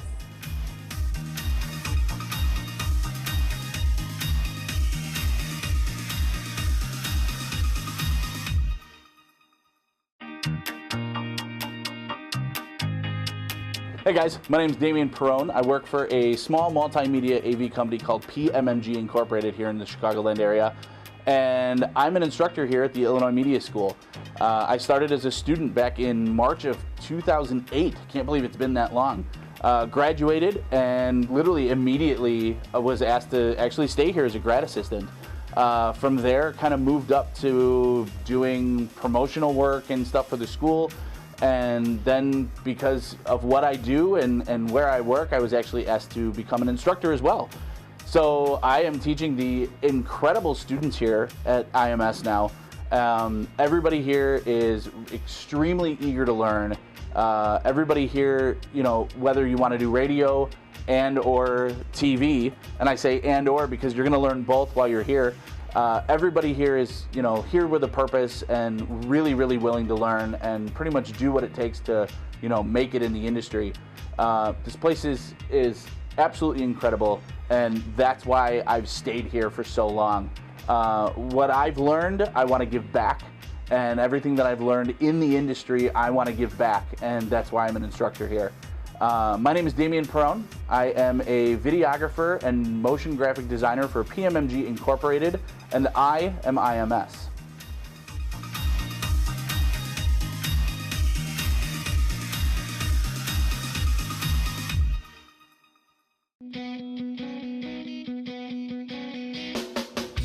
I got started here at IMS recently, moving back to the Chicago area where I had been living in Connecticut, working at the Connecticut School of Broadcasting, had an opportunity to move home, and I wanted to continue being an instructor, and that's how I ended up at IMS. My time here, I love working with students. The key thing in this industry, whether it's radio or TV, is it's just in a constant state of change.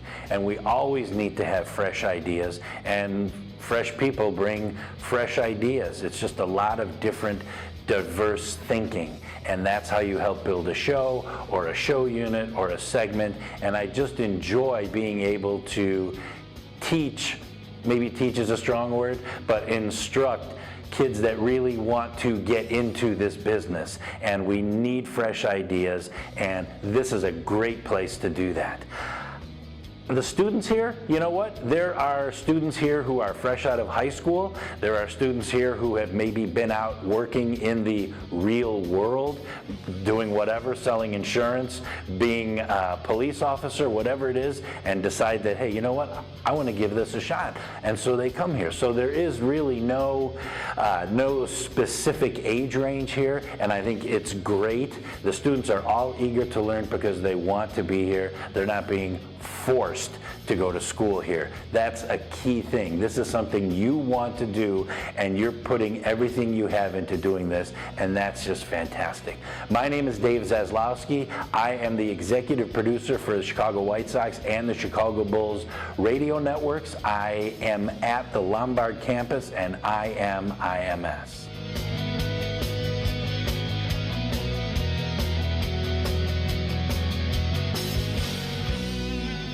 The reason I'm out here at the Illinois Media School is the radio business, while there are hundreds, maybe even thousands of stations, the people in the business is a small, tight-knit group. Everybody kind of knows everybody, and I love the opportunity of being able to connect with people who have a passion to get into this business. I had great instructors as I came up through the ranks, and I really enjoy the opportunity of being able to give back, connect, share the experiences I have, and actually learn from the students as well. I think it's great that we're able to learn from each other. Your Illinois Media School students, the age range can be students who have just gotten out of high school to people who are looking for a new career option or looking to add to their career placement. They want to get involved with media, whether it's radio, television, in front of the camera, behind the camera, and that's what I think is such a great opportunity out here, is the fact that you can do radio and television, but it's not your choice. They require you to do both. I wish I had the TV and camera opportunities that the students are going to get here, plus all the hands-on activity. My name is Dustin Rhodes. I'm the executive producer with the Mully and Hanley Show on 670 The Score, and I am IMS.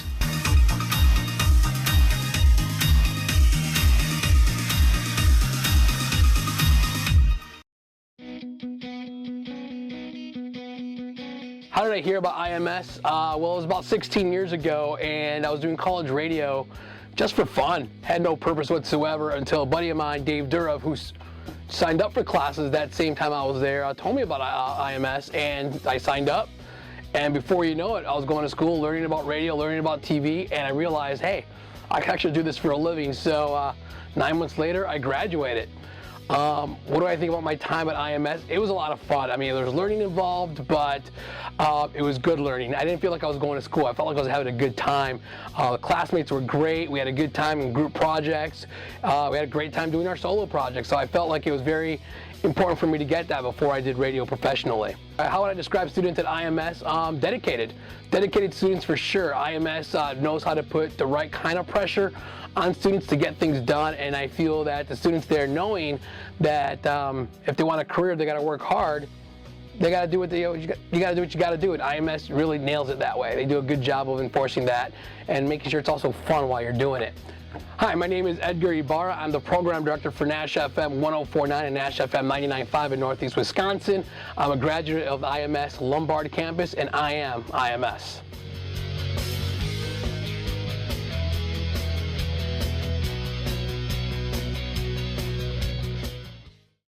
I've been in the radio and broadcasting business a long time, more than 3 decades, and I really noticed kind of a downtick in young people being interested in entering the business, and there weren't a lot of opportunities. So I thought, if I spread my knowledge and shared what I know about the business with a lot of young minds, maybe I could get some of those people involved. And my dad talked to schools. My dad, Harry Volkman, Chicago weatherman for years, always went and talked to schools trying to inspire them to A, follow their dreams, but B, be in broadcasting, whether it was meteorology.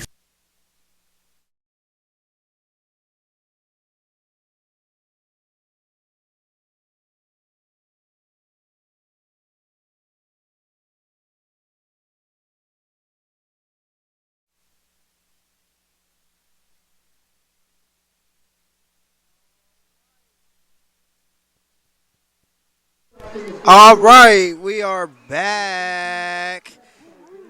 It is Brooks James, and we got Michael as well. What's up?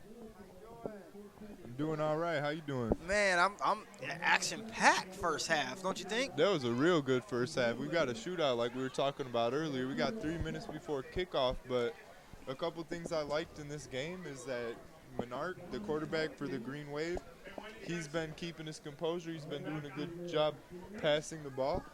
And really, Menard's leading this offense right now, and it's going to come down to him leading his team to a win. Oh, yeah, definitely. I was kind of thinking about it. He kind of reminds me of, like, Johnny Unitas, like, only he's left-handed. You know what I mean? His setup is, like, so old school. He's a fundamentally sound quarterback. Extremely fundamentally He's got sound. that old soul as a quarterback. Now, switching gears to the Raiders side, who's up 27-21, what was your keys on Jack Crouch, their quarterback? Jack Crouch, he was doing a good job handing off the ball to Cook pretty much and giving them the 2 scores early on in the second quarter. And then Crouch took the lead and took that go-ahead touchdown. Took the go-ahead touchdown and kind of put his team back on the map, getting them this lead. Absolutely. I thought that the real big contributor, like you said, was Cook. He came in from the second quarter till halftime. He was pretty lights out. I don't know how many people did he run over? 3, 4, 5, maybe? Yeah, once he gets past those linebackers, it's pretty tough for the secondary to get down Cook. Now, on defense, what are some keys that you would think that the Raiders could kind of implement to maybe slow down Dillon this second half? Their secondary, their cornerbacks were playing good at the end of this first half, and if they just keep up the good pressure on the wide receivers, it looks like it could be kind of tough. Kind of tough for Menard to hit his wide receivers, so we'll see how that goes down in the second half of this game. Also, thought the Raiders did a pretty good job in the second quarter and towards in the halftime of getting pressure. They were coming from a little different angles, getting pressure, kind of slowing things up. There was some incompleted balls to Harkin. Harkin had that drop. Right. That typically were completed. All because of pressure from the defensive line of the Raiders. So it's going to be tough. Offensive line for the Green Waves got to step up, try and keep Menard's jersey clean, and. Then when we get to the Green Wave, what can they do on defense? Their Crouch, the quarterback, he's been completing passes, and they've also been getting gashed pretty routinely with the run with Cook. So what is it that you think that they can maybe do to kind of minimize those two and make other people beat them? I would have your best linebacker cover Cook the whole time. Just have him targeted on Cook, only focused on Cook, because as we've seen, Cook has kind of been taking advantage of getting into the second level of this defense and kind of executing with it. I couldn't agree with you anymore right there. You hear the buzzer. So what's that mean? That means second half, baby. It's about to be some gridiron under these Friday night lights. We are located at St. Edward's Catholic High School. Really beautiful venue. If you've ever been here before, I definitely would recommend to come out and see what it's all about. It's almost like a hidden gem. Wouldn't you agree? That's what I was just going to say. It's a pretty secluded field, and it's real nice. You got a good community. You've got a good atmosphere here. Everybody looks to be getting along. Everybody seems to be having a good time. It's just a good time for Friday night football. Absolutely. Absolutely. And the Raiders will be kicking off to the Green Wave. That'll probably help to get Dylan a little, keep him warm, keep him fresh going into the second half. Yeah, and your Green Wave, they just got a breather, too. Like we were saying earlier, they're such a small team. Could they have gotten gas in the first half? I guess we'll have to see right now. Something to keep an eye on. Ball's been returned. Harkin picks it up at about the 13-yard line. He is going to be brought down at the 21. That's where Dylan will be leading his team. Let's see what Dylan can do out here. Yeah. So, teams are huddling up. Dylan's running out to the field. He's got his play call in from the coach right now. He's going to go out to his team and kind of get the second half started off.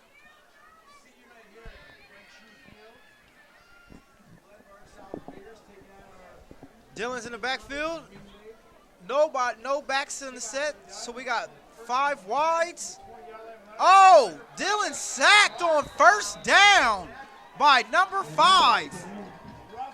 He came around the right side, looked like a defensive end. Josh Zalowick with the sack right there. It's a good job. That's how you set the tone for the first half of this football game. Looks like the Raiders kind of even got a little bit more energy in the second at their halftime break, but it's only the first play of the half, so we'll see how that goes.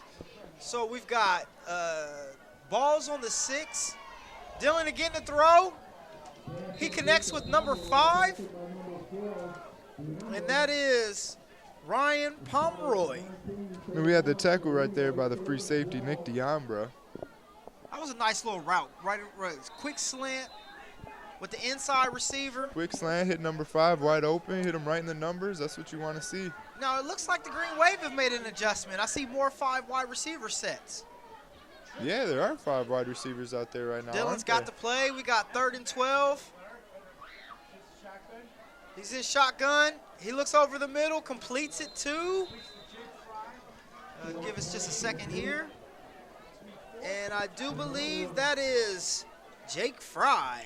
That was another tackle right there by Nick, number 4, and he almost spoke the ball out right there too, so that was a good job by Fry tucking that ball away and Absolutely. not losing it. You can see where they are trying to strip the ball. It definitely looks like the Raiders are trying to increase some turnovers. Yeah, the Raiders seem out there right now.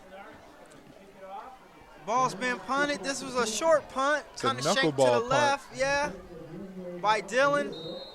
Looks like the ball's going to be at the 46-yard line, 47-yard line. Good field position for your Raiders right here. Absolutely, the Raiders will be looking to take over. I anticipate them to be really aggressive at this moment. Yeah, man, they're right out there, no huddle, right off the bat. Can't even get the trainer off the sideline for the Green Wave. Absolutely. Handoff to Cook. He's up the middle. That's been there for them all day. It has. And that was a good tackle by Mr. Murrow, number 55, defensive tackle. Excellent job to come up and make that stop. You know, that's really dependent upon this down right here. Once again, you got Crouch back there. He's in the pistol. We've got split ends out there. Play action. He's looking to throw. Looks like there was some some confusion. Miscommunication, yeah, and there was a with the wide receiver there. I don't know. I'm liking the battles I'm seeing from the wide receivers and cornerbacks. They seem to be trying to get open, but it looks like there's a good secondary on both sides of the ball right now. You can clearly see that both teams clearly have a great understanding of their identity and what they're looking to try to execute. And they definitely did their scouting. 3rd and 6, 9:34, ball on the 42. Crouch is back in shotgun, pistol formation. He's back to pass. Oh, he gets out of 1 sack. Oh, he's back to the original line of scrimmage. It's going to bring up 4th down. Green Wave looked like they put on a pretty good defensive performance with those first 3 downs. Would you agree, Matt?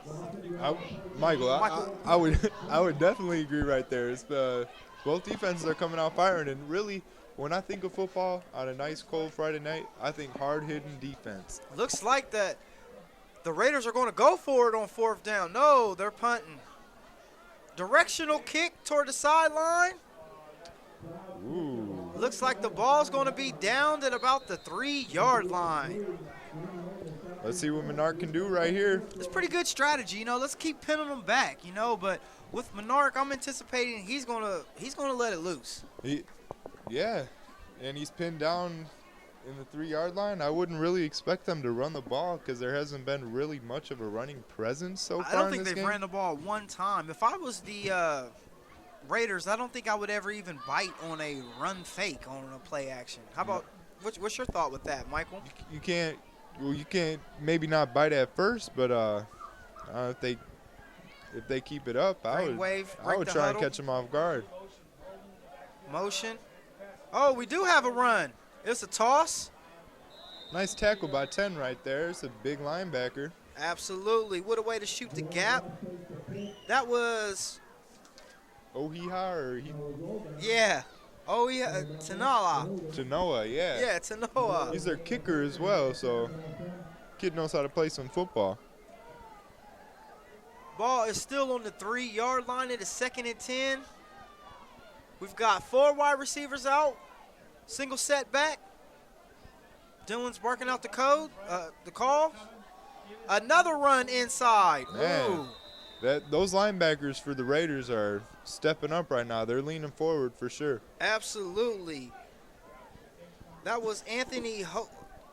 That was. Let's see, who was that? Nick Deminera on the tackle. Oh yeah, he's already got 3 tackles in the second half. He's out there flying around. 3rd and 10. 7:42 left in the game in the 3rd quarter. Dylan strikes right across the middle.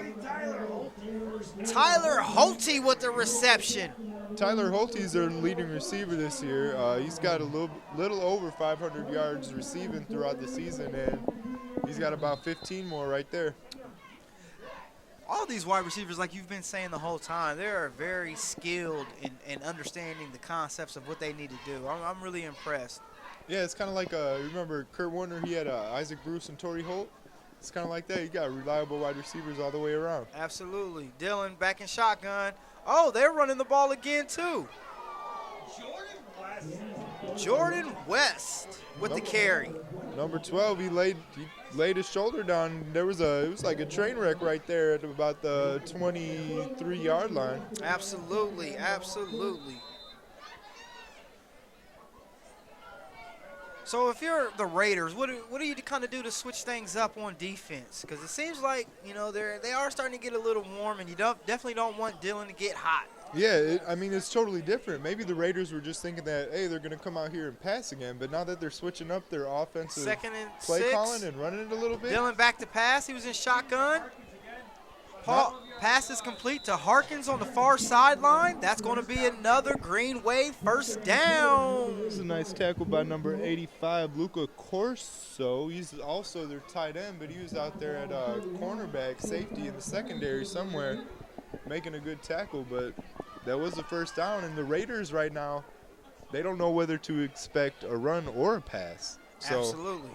They kind of had their backs up against the wall a little bit on this drive right here, not knowing what's going to happen. In the first half of the football game, all we saw the Green Wave do was pass. Now you see some adjustments where they're looking to run the ball. That's a good contrast. And that kind of Dylan back in shotgun. Looks like there was some movement early in the play. Double move. He's looking for West. He's got him open. Pass incomplete. That was just off the fingertips. Just a little bit out of Madden's reach. Yes, that was Madden on the West. pass attempt. Yeah, yep.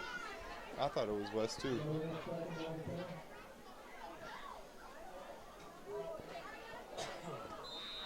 So we got the no huddle going still. There's a little bit of communication, but it seems like the Green Wave are taking their time, but still with the no huddle, trying to keep the Raiders on their toes. Both teams look like they'd be a little slower than they was in the first half. Dylan in shotgun. He's got the ball out. Nice out route. Pass complete to Ryan Pomeroy. Been calling his name all night, haven't we? We've been calling all the receivers' names, man. Monarch gives it to his receivers, and he gives it to his receivers, and they play a good game. I won't be surprised to see Monarch on Saturdays, you know? No, without a doubt. I mean, the kid's a junior, first in the state in touchdowns, second in passing yards. 5:25 left in the third quarter. Monarch is in shotgun. He hands it off. That's such a tough last name to say, but I'm gonna try to say it. That was West on the carry. Yeah, Tala Alana. That's Alana on the tackle. That's very wrong, but number 10 for the Raiders right now, he's got a presence on the defensive line. Well, especially on defense, keep an eye on number 4, Nick Demra. Yep, Nick's been out there flying around tonight too. Dylan back to throw, shotgun. Ooh, Harkin. nice catch. Oh, he moves the chains. Quick slant right there. That was good hands by Harkin. It's real good to see him have a nice catch like that after he dropped that ball late in this first half, but you can tell it's just one drop ball. It doesn't faze him. It happens. And he's come back stronger than ever. There. Absolutely, absolutely. So it seems like the Green Wave is starting to get a little warm again. Yeah, and they're not running the ball. They're getting warm by passing. So the Raiders are on their toes, though. They don't know what it's going to do. We got a blitz by the Raiders. Blitz up the middle. Harkin back out.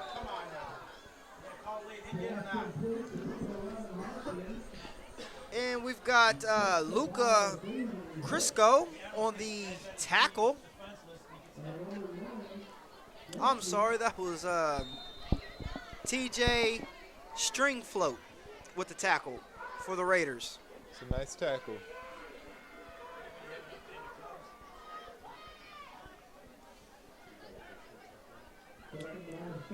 Dylan in the shotgun. 2nd and 5 on the 48. He's looking deep to the sideline. Ooh, interception! We got a flag on the field, though. Flag on the field. There could be some pass interference. But on who? It seemed like a pretty good mix-up. It was a jump ball right there. Is it that going to be offensive pass interference or defensive pass interference? I agree with you. That looked like a 50-50 ball to me. To me, it looked like both of the athletes went straight up, and I don't even think there should have been a flag on the play. I tend to agree with you, Michael. We're up here in the booth. We're not in the zebra suits on the field. Yes, we do not have stripes on, ladies and gentlemen. It's like pass interference on the cornerback for the Raiders. Okay. So that's going to move the ball. Give the Green Wave a quick first down. The second half seems to be moving a little quicker too. The first half was kind of stagnant. With all those touchdowns every 3 plays. Yeah. And now you see that the Green Wave have implemented the running attack into the second half execution. It's kind of wearing down the clock a little bit more. Also, it's keeping the Raiders on the field. Before, we were seeing where the Raiders was keeping the Green Wave offense off the field. Mm-hmm. So a lot of adjustments were made at halftime. Dylan in shotgun. He's looking over the middle.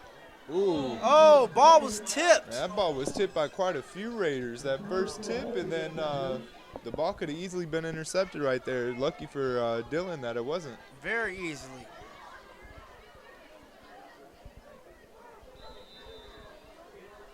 Got the no huddle. Dylan's getting his call from the coach. Up tempo.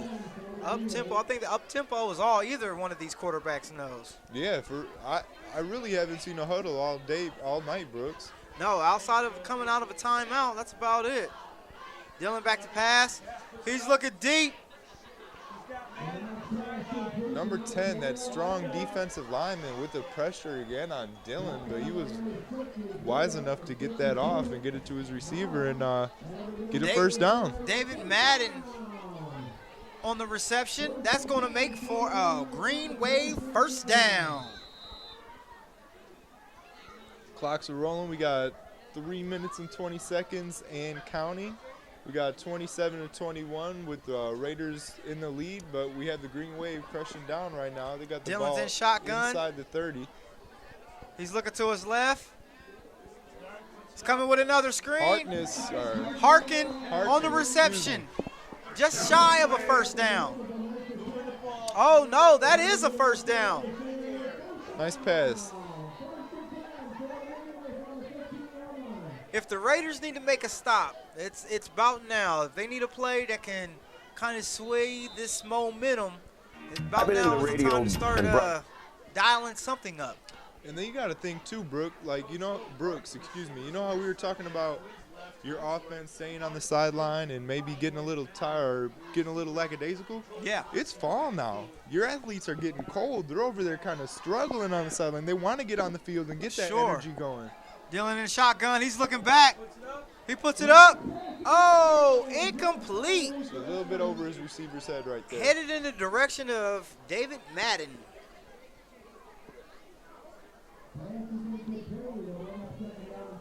That's going to bring up 2nd and 10. 2:38. Ball is on the 15. Looks like they're trying to throw for a touchdown right here, too. There's no point. Well, there's always a point in getting the first down, but why get a first down then have to go 5 more yards? Why not just get the touchdown right here? And I think that's exactly what Dylan's trying to do. Based on what I've seen from the Green Wave, they're always looking to attack. Yep. Dylan in shotgun. He finds a guy over the middle. That is Tyler Holt with the reception. It's a good tackle right there by Ian Blond, defensive end. Trying to keep the Green Wave out of their end zone right now. Absolutely. That's going to bring up 3rd and 4. Dylan's back in shotgun, single back. We got some motion. He's looking for the fade route. Oh, interception. He's got a convoy. He might be able to keep this going. Woo! Oh! 20, 30, 10, 5. Touchdown Raiders! That's a nice interception return by Justin Goetz. He's actually one of their good wide receivers, and he just played a little bit of wide receiver right there on defense, taking that back to the house. I like that. Absolutely. Do we see any laundry on there? No laundry. Oh, wow. No flags. That play is going to stand. It looks like that play is going to stand. We've got the referees kind of huddling up. Let's make sure we got the call correct. Ooh, it does look like it's coming back. I don't see any laundry, though. Where is it? We got an injured player down, too, for the Green Wave. Looks like it could be some cramps. Fatigue is definitely probably going to set in with the amount of plays that each offense and each defense executed the first half. I would definitely anticipate to see some more substitution taking place in the second half. Yeah. You already see where the Green Wave is starting to run the ball and implement the run a lot more. What's your take on that, Michael?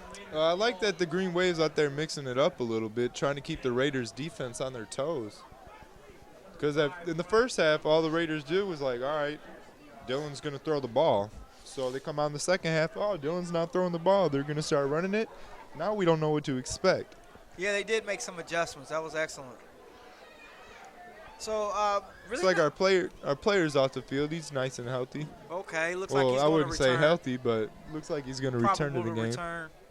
Still not sure what the player was that was down. We'll get back to you as soon as we get that information. Oh, maybe there was just a block in the back on that interception. So it looks like there was a clip on the return. Gouch with the quarterback keeper.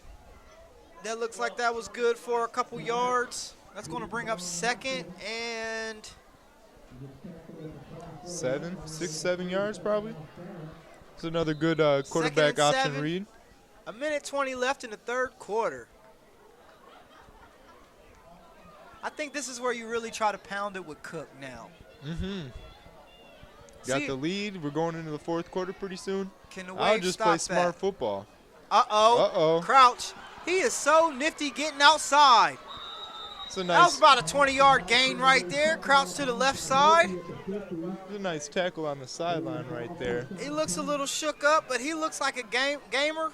Tyler Holt with a nice tackle, but Crouch with the first down. That was a nice run. That quarterback's got some wheels to him. He does. He looks real like shifty and nifty in his run. He doesn't excel, so to speak, but He just kind of glides like a gazelle kind of. Right. He makes a man miss, and next thing you know, he's got the edge, and he just keeps on running. Mm-hmm. Kind of like the Energizer Bunny right there. He's back in shotgun. He's got Cook behind him. He's handing off to, oh, no. Play action. That's completed to the tight end. That looks like it's going to be first down as well. Yes, sir. And that was Mike Propa with the reception.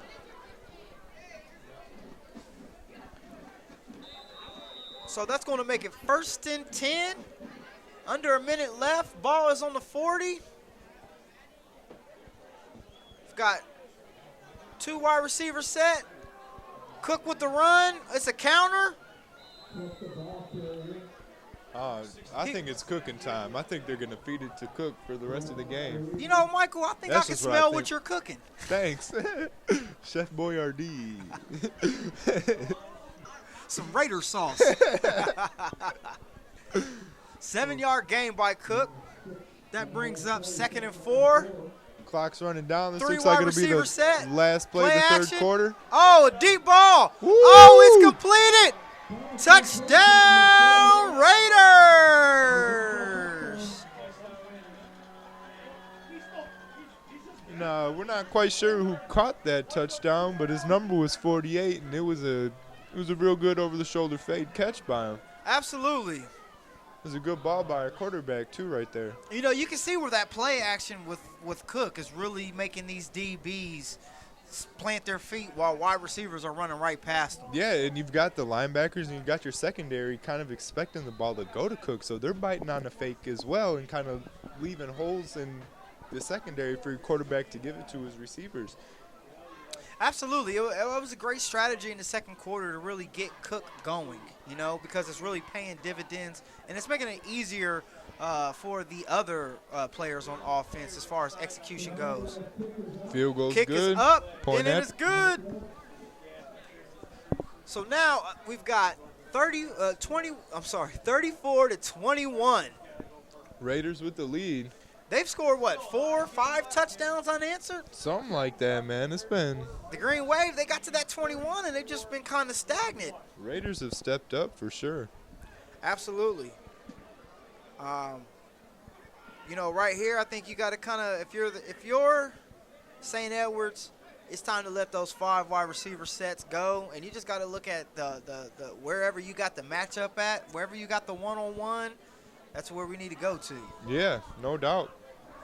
Now, this Raiders defense has done a pretty good job at quieting the momentum of the Green Wave. I'm not gonna say play calling and everything because there's been good catches, there's been good passes, but the defense is doing a pretty good job containing the Green Wave right now. Right. Dylan hasn't looked as good in the second half as he did, obviously, in the first. But that guy's a gamer, so I'm definitely anticipating for him to have a strong fourth quarter. Yeah, I was just gonna say that too. You got one more quarter. That's where your varsity blues come out. What you gonna do when the fourth quarter comes around? You gonna win this game or you gonna lose? What you gonna do, Dylan?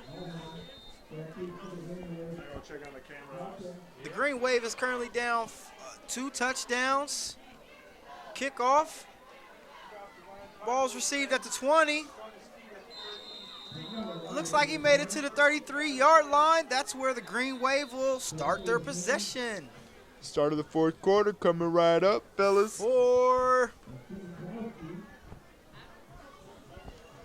Got 34-21. I've been in the radio and broadcasting business a long time, more than 3 decades, and I really noticed kind of a downtick in young people being interested in entering the business, and there weren't a lot of opportunities. So I thought, if I spread my knowledge and shared what I know about the business with a lot of young minds, maybe I could get some of those people involved. And my dad talked to schools. My dad, Harry Volkman, Chicago weatherman for years, always went and talked to schools trying to inspire them to A, follow their dreams, but B, be in broadcasting, whether it was meteorology, sports, weather, DJs, whatever. And I thought I could do that too, and I could do it all in one place at Illinois Media School.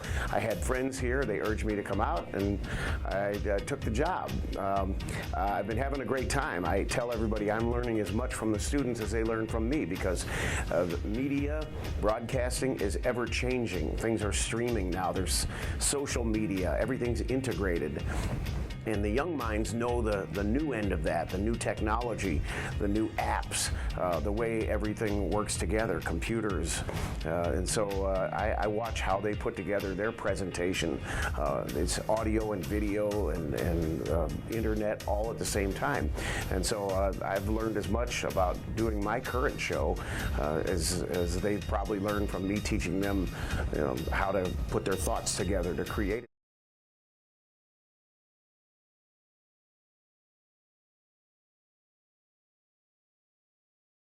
21 lead to the Raiders. All right, Dylan's back. He's in shotgun. Oh! Almost with the interception Another right there. interception right there. You can kind of see where the defense for the Raiders is playing back, and they're looking to play the pass now. They're clogging up the passing lanes and making it more difficult. Rather than try to get pressure on Dylan, let's get more guys out here to interrupt these routes. It kind of seems like what let's get more traffic in this route tree that Dylan has going on right now, and Dylan it seems back. to be working for the Raiders.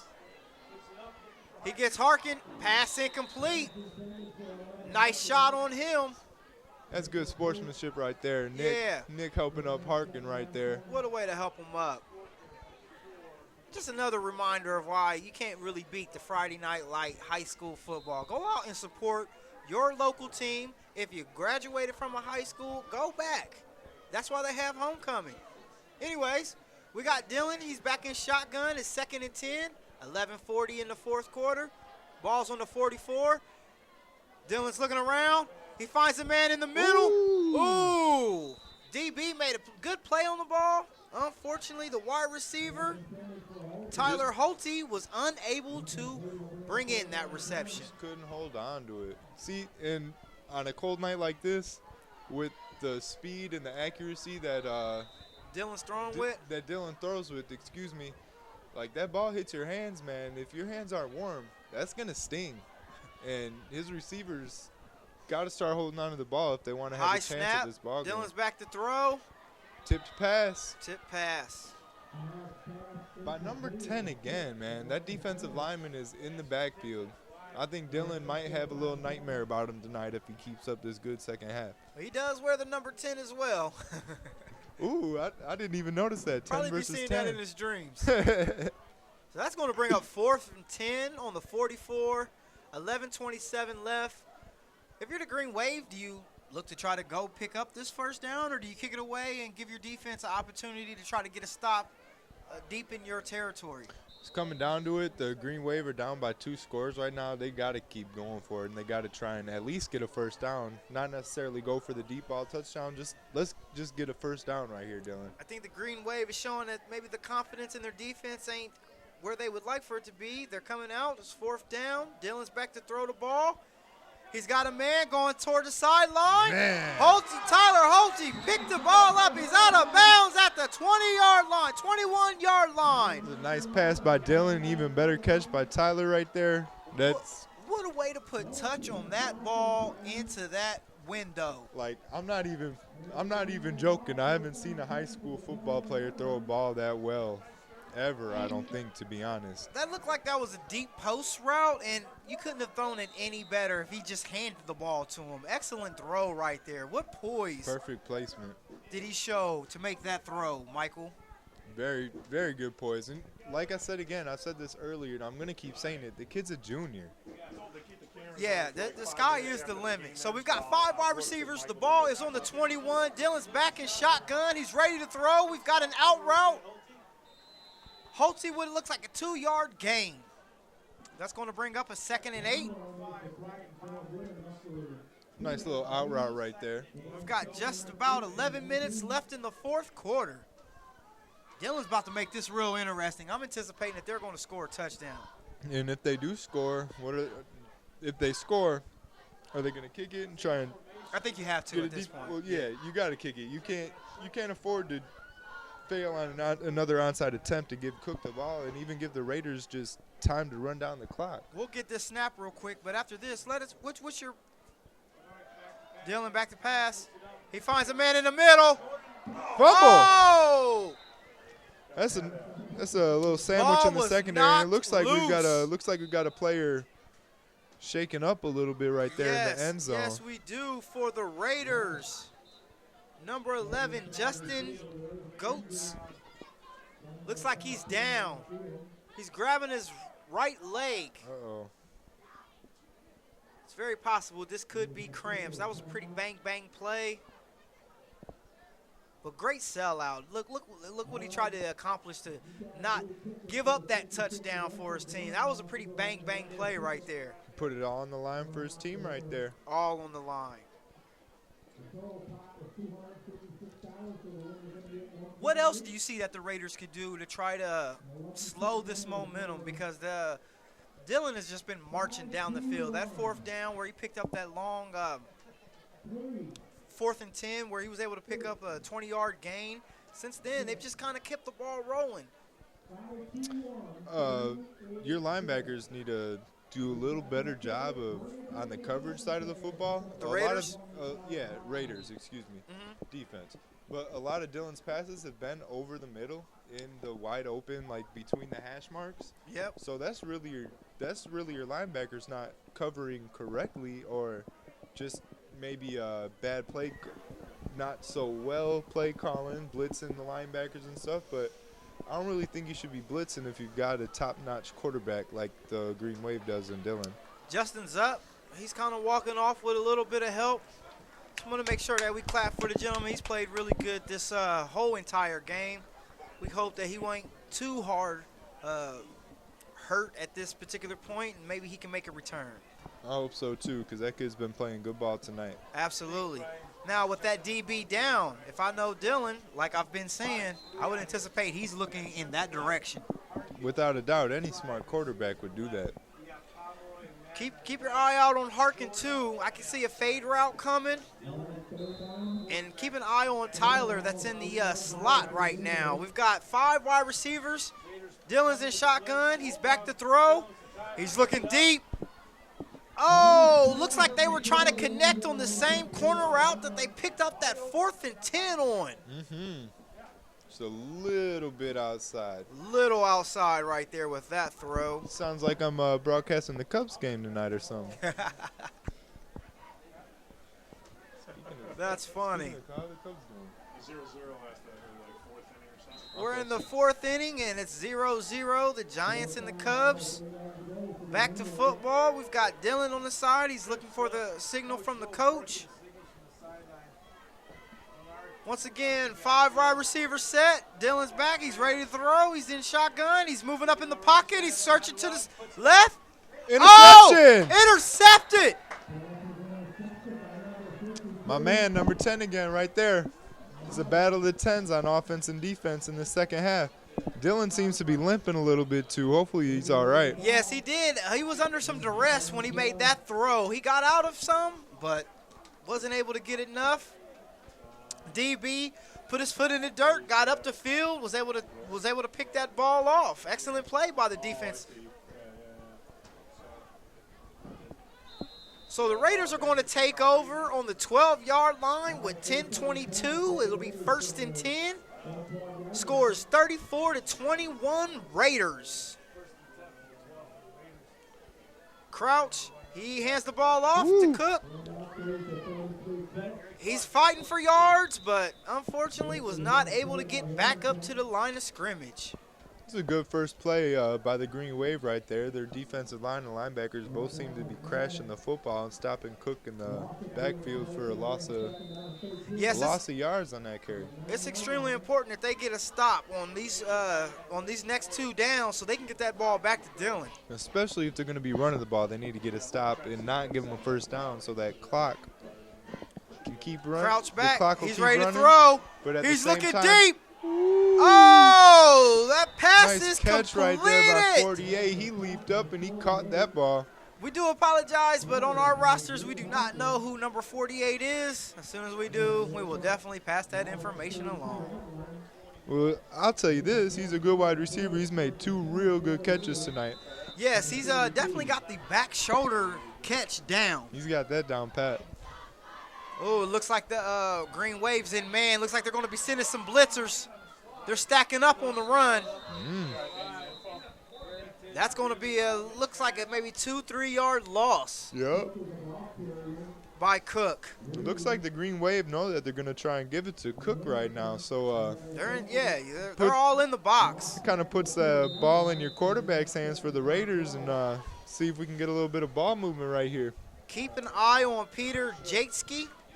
And also number 48. They're got one-on-one coverage. He's looking down deep. And there's a pass interference right there. He was looking in the direction of number 48.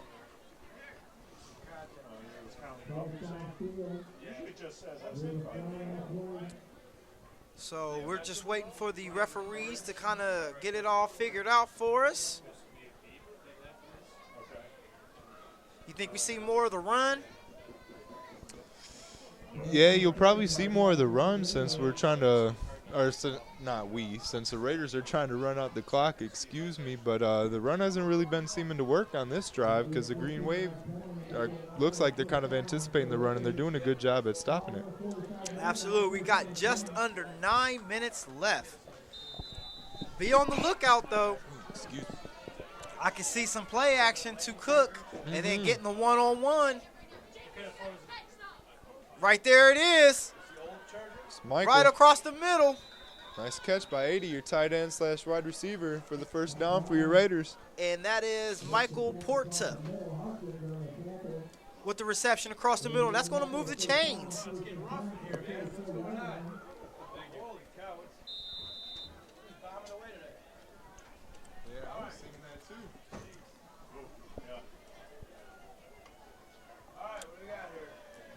Now it's 1st and 10 at the 44. Crouch. He hands the ball off to Cook. That looks like that was good for about a 6-yard gain.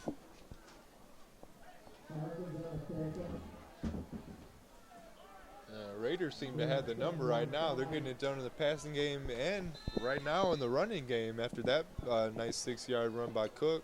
Yeah, you can see where there's a little more confidence on the Raider sideline. Without a doubt. Is this a 34-0 run or what? What do we got going on right now, Brooke? Because there's been a total change in momentum in this ball game. It really looks like the game plan is to get the run established. Got a little bit of encroachment Offside, on the Green Wave right there. In the neutral zone. Give the Raiders 5 more yards. That's exactly what you don't want to do. We got 8 minutes left. It's a two-possession, two-score game. 21-34. The visiting team is up. That would be the Glenbard South Raiders. So we've got 1st and 10 on the 34. Crouch, he's in the pistol. He's handing the ball off. You've got Cook. He's going up the middle. He makes a guy miss. He's down. Looks like about an 8-yard run. 7-8 yard gain right there for Cook. Yeah, he's definitely chewing up the clock.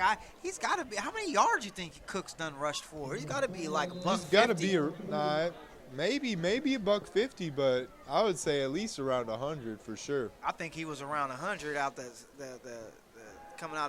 going into halftime.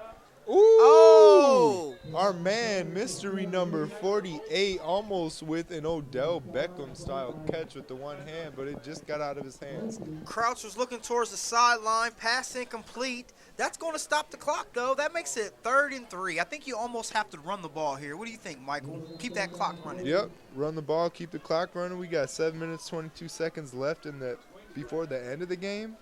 If I were the Raiders, I'm just trying to keep this clock Ball's running. been hiked. You've got Cook. He's rumbling, bumbling. Did he get enough for the first down? Looks like he did. Looks like it. Wow. And that is going to keep the ball, the clock still continuing to run. It's paused right now just so they can mark the chains. That's going to make it about 7:10.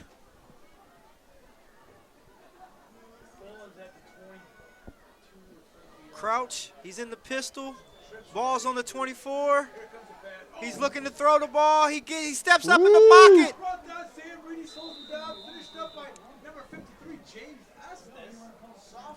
James Estes on the tackle. It's a nice tackle by James Estes right there. And we got our first timeout for the Green Raiders, trying to stop this clock from running out and give Dylan another couple chances to get them back in this ball game.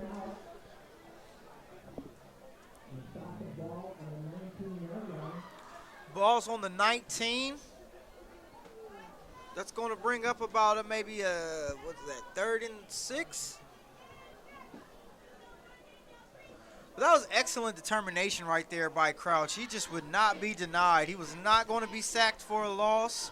And he definitely held on to the ball, making sure that ball security was a big point of emphasis right there with that play. Lean forward to try to get some yards. Obviously, when you're the Raiders, the clock is your friend. Let's turn the page to the Green Wave. What can the Green Wave do? What are things that you can maybe look for seeing them do here in this particular situation? You know, they're in the red zone. The Green Wave needs to get a turnover or something right here, because even if they give them the 3rd down, when it's 3rd down, the clock's going to keep running. They're going to burn a timeout, but you want to save your timeouts for offense. They're kind of in a strange predicament right here. But a turnover would help the Green Wave out a whole lot right now. Oh, yes, absolutely. It's getting closer and closer. It's not getting any warmer out there. Nah, opposite of warm. I'm freezing my nose off in here. I did take the liberty of getting some hot chocolate. We got Crouch. Ball's been hiked. He's in shotgun. He's looking across the middle. Oh, there's the interception you were talking about, Michael. Turnover. Okay, so Harkin jumped that. What's our man Dylan gonna do right now? Well, is he gonna be the leader of this football team like he's been the whole season and make it a ball game? I would anticipate he is. This is what the legends are made of. He's not going to get the ball. He's going to get the ball inside the 5, so he's going to go close to 94, 96 yards to get this touchdown. They've got plenty of time. You've got 6 minutes left. There's enough time for you to take your time, get this touchdown, get a stop, get the ball back. Plenty. I'm sorry, Brooks, but plenty of time. Like we saw in the first half, it took Dylan maybe 2 or 3 plays to get the Green Wave down there for a touchdown. So this game is still very much in means of either team. Man in motion, Dylan's in shotgun. Oh, he pitches it. Oh, safety. Is that a safety? That's a safety. Oh, just short of a safety. Okay. The Raiders are looking to respond with that turnover. Yeah, Raiders didn't like that interception, it looks like. I'm really shocked by that running play right there. Yeah, me too. But like we were talking about earlier, the Raiders might. Yeah, the Raiders might be. If I were the Raiders, I'd be like, oh, Dylan's gonna pass the ball right here because he's a top-notch quarterback in the state. So we've got 5 wide receivers. Dylan's in shotgun. He's looking out to the far sideline. Pass completed. And the clock stops since he threw it out of bounds. And the clock stops. We've got 5:54. That's going to bring up 3rd down. That was a 4-yard completion right there. So we've got 3rd and 8. This is the money down right here.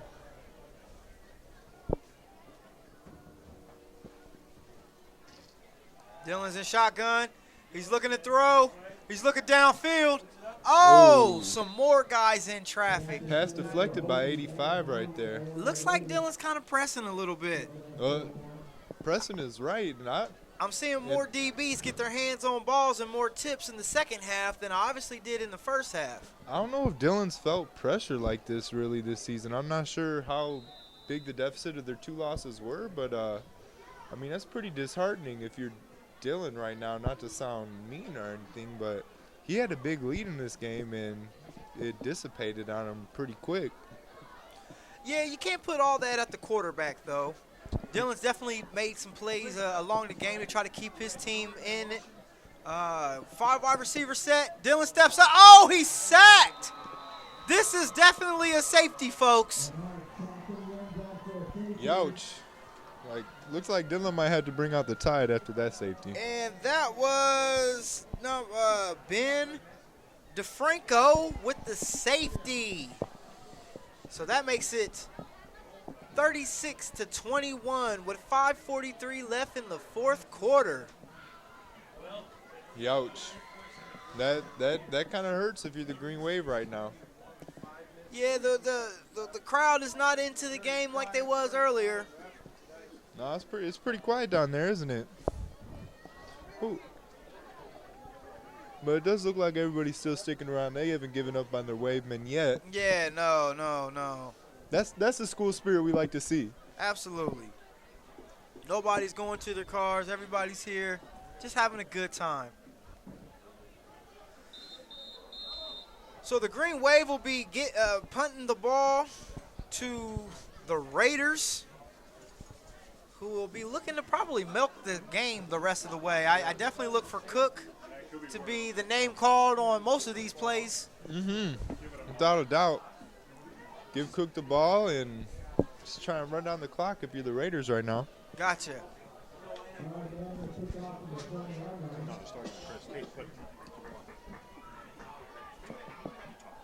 Okay. Right here we got the Green Wave about to kick off the ball after this safety, and I'm kind of presuming that they're going to try a little onside kick again, but they haven't been too successful with their onside kicks this far. So let's see what they can do. Onside kick, squib down the middle, excuse me. But the Green Wave need to get something rolling here if they still want to have a shot at this ball game. Nice little squib kick.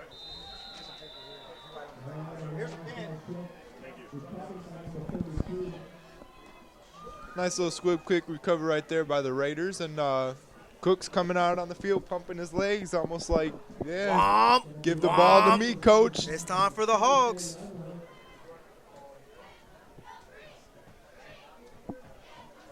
Got 5 minutes and 42 seconds remaining in this ball game. Crouch is back in shotgun. They're back in pistol. 2 wide receiver set. Ooh. There goes Cook. He could score. He cuts back. Nothing but pay dirt in front of him. Wow. That was nice. Man, he is quick on his feet. 34-yard run right there. He is. His lateral ability is really good. Yes, he's got very good vision. Yes, excellent vision.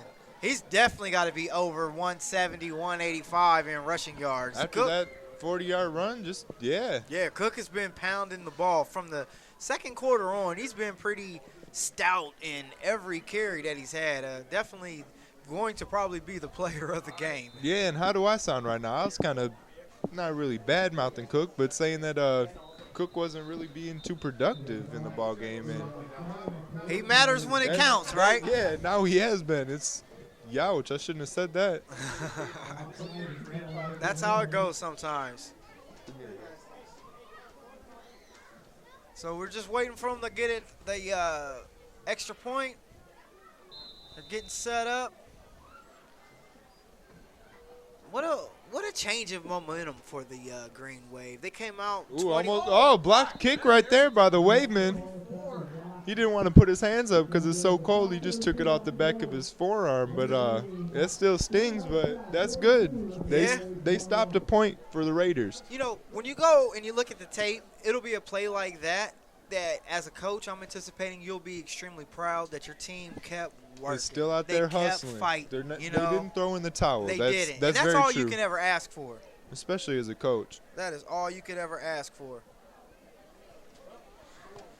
And so it looks like that there'll be a kicking off to the green wave. A lot of hand clapping on the side of the parents for the Raiders. People that stuck it out, was covered up with a blanket. Yeah, I see lots of Afghans out there. Yeah, it is getting chilly tonight, folks. But if you got some hot chocolate and you were under the Friday night lights, wherever you were at, you had a good time. Mm-hmm. I can't think of any place I'd rather be on a Friday night. I could tell you this. I'd rather be up in a booth with a space heater. That'd be a little bit better. You know, beggars can't be choosers, right? That's very true. So, booming kick. Harkin looking to return. He's coming up the middle. Ooh, nice hit He takes right a there. hit. He's trying to shake loose. But like you were Looks saying, like he's down at the 20-yard line. like you were saying, Brooks, I have not seen any defeat in these wavemen right now. They're still out there hustling. They're hustling from sideline into the huddle, and Right. They're just still going. They got 5 minutes and 25 seconds left in this ball game. We've all seen football before. Anything can happen.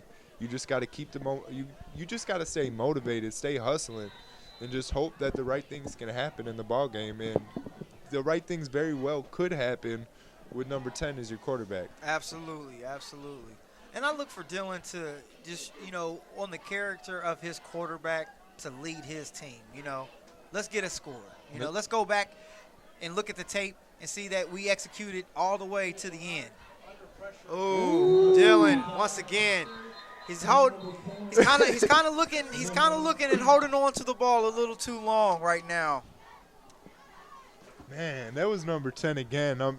Yeah, one more time. I'm gonna try and get this cat's name right because he's out here. They're coming off the edge pretty having strong. An excellent second half. And Newman Tala Ahan, nose guard and kicker. He's a senior, 5'10", 200 pounds. Number 10 for the Raiders. I have a feeling he'll be playing on Saturdays. It looks like it. Well, once again, though, it just looks like Dylan is just kind of hanging in there, trying to get the ball downfield, being a competitor. Keeping his head high, and he's back in shotgun. Ball's out. Each Boom, snap he's got the going ball out there. to the far side. Harkin on the reception. There's just no fight. There's just no quit in the green wave. I'm extremely impressed. And that's what you want to see as a fan who comes out here to support their school. And absolutely. You also want to see that from your coaches, your parents. Who wants to have an athlete that's going to throw in the towel? All these young men on the field right now are out there hustling, still playing. A lot of sacrifice that went into this. In practice, you practice to play whistle to whistle. You don't give up if you're a football. Any type of athlete. You just don't. It's not in your blood. Dylan back to throw. He's sacked again. You definitely see that it's more coverage sacks. They're bringing more guys. He's kind of holding on the ball a little longer than what he was in the first quarter because he's trying to give his guys time to get downfield, to get open. It's a little difficult to watch if you don't know what you're seeing. But the gentleman is definitely out there giving it his all. Yeah, giving it his all without a doubt. And, like we were saying earlier, Brooks, I said it and I've said it again. I'm probably maybe going to say it again with the rest of this 3 minutes and 25 seconds. But St. Ed's, they have a small team. Are they getting fatigued? It kind of looks like it. But the kids aren't stopping. And we got a trick play right here with the play for a first down. Nice. A nice little bubble screen to the wide receiver, and the wide receiver threw it downfield. Yeah, Tyler Holte to West or Madden, I do believe. David Madden with the reception. Okay. I don't think – yeah, that was Holte. So that makes that a first down. What? That was a nice pass by your wide receiver right there. You can't say enough for the effort that you're getting from both teams at this particular point of the game, regardless of the score. Both of these teams are coming out and looking to just have perform. fun, play some football. Yeah, perform. Exactly. Absolutely. Ooh. Another interception. I think fatigue is starting to set in. On that route right there, you can kind of see where Harkin was I don't believe was going 100%. Yeah, and he looks a little gimpy on one leg. He I was did just take a gonna nice say shot that too. earlier in the game to his pelvis area, so that might be slowing him down with the temperature and everything. And Dylan's limping a little bit too. I don't know if he's just a little disheartened. It doesn't look like he's disheartened. He just had a good talk with the coach, gave him a fist bump, but kid might be a little sore. It's been a rough second half for his offensive line, honestly. The defense of the Raiders have been getting in there. Absolutely, absolutely. Ben DeFranco with the carry. That looks like it was for about maybe a 1-yard gain. We got 2.5 minutes and counting in the rest of this ball game. We just got a whistle. I thought there might have been a timeout call, but that was just the ref blowing his whistle to be cool. Just kidding. For the most part, it looks like the Raiders have subbed out their first team. Second and 9, 2:12 left. Woo! 44 with the carry. And this is what I like Ben too. DeFranco. At the end of a ball game, when there's a lead like this, your coach will put in the players who maybe don't play as much. That gives them the opportunity to shine. And we just saw a real good tackle and a very good hard run right there. That was a good collision right there. I like that. Absolutely, give the younger classmen an opportunity to see the field, to play under the lights. Obviously their parents is probably sitting in the stands as well too. So I definitely commend both coaches if that's what they're doing. Excellent job. We salute you. Yes, sir. Crouch hands the ball off. Once again, it's a run for a minimum gain. That is going to bring up a 4th and 7.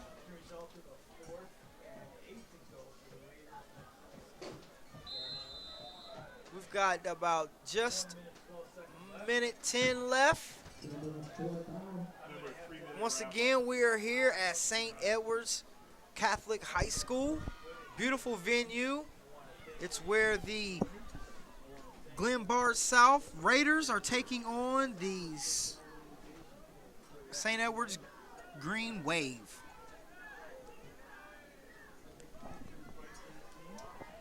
They punt the ball, directional punt. Crouch.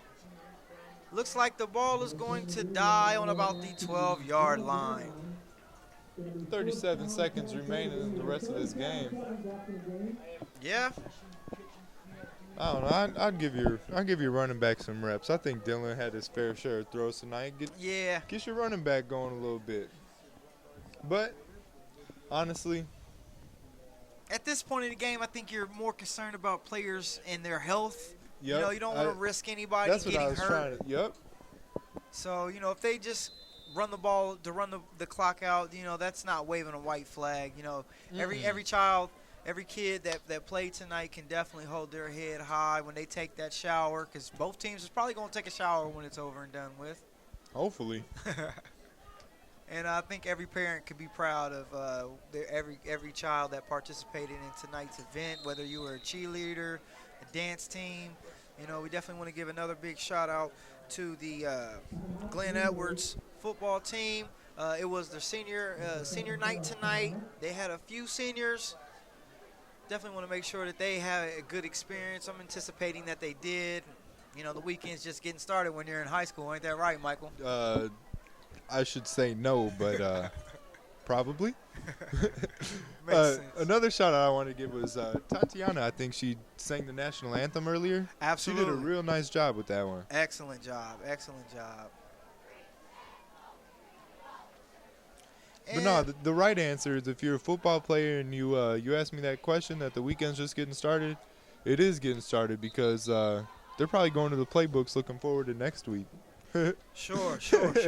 And, we can also use this time to kind of plug what we're doing. So, we represent IMS Broadcasting School, Illinois Media Broadcasting School. We're located there in Lombard, Illinois. And today is a game where we also do video production. Most of the time we just do radio production. But Dylan is looking deep. Oh, the ball in and out of his hands. Pass intended for Brian. I'm sorry. No, pass intended for Jake Fry. That was right on his shoulder pad, wasn't it? Mm-hmm. But like we were saying before, we go to IMS, Illinois Media School, for broadcasting. And today was the first video promotion that, promo that we have done with the high school. We do one every year. It's just so great that Brooks and Michael was a part of the one that we did this year. I know I'll always remember this memory. How about you, Michael? Without a doubt, this is my first time up in a booth doing color commentary. Me too. And I couldn't ask for a better time, really. Absolutely. The weather's good. We're watching good football. We saw two very talented teams. We saw a very talented quarterback statewide. Yeah, absolutely. And we saw a good defense in the first half from both teams, and then we saw a better defense in the second half. That's not to say that the other defense was poor, though. Run up the middle. It's been a real good football game. Wes, he's looking to try to look at the effort by the gentleman. Getting every yard he could. About 19 seconds left in the game. Both teams are playing to the end of every whistle. So, yeah, today was our day that we do every year. We do one video production of the high school games, and this week me and Michael happened to get called on that. So we want to thank you, Peter, for making that possible for us. Yeah, thanks a lot, Pete. Dylan's looking deep again. Pass incomplete. We got about 3.4 seconds left in this game. I'd like to see another deep pass. Dylan seems like he's still trying to throw another touchdown right here. Also, we want to thank our cameramen, since this is this year's first video promo that we have done. Those cameramen would be Matt Dahlberg, Ramsey Sweezy, and also want to give a big thank you to Chris Hamilton. He was the director for today. Gentleman did an excellent job. Very good job by all the crew at IMS. Excellent job. Ramsey, Matt, Chris, you guys are excellent. Thanks, Ryan, back at the studio. Ryan? Yeah, we had Ryan in the studio, but right now the final score to this ball game is going to be 42 Raiders, St. Edward's 21. Waveman 21. It was a very good game. Both teams line up at the 50, shake hands like men, and they're both focused for next Friday already, hopefully. Absolutely.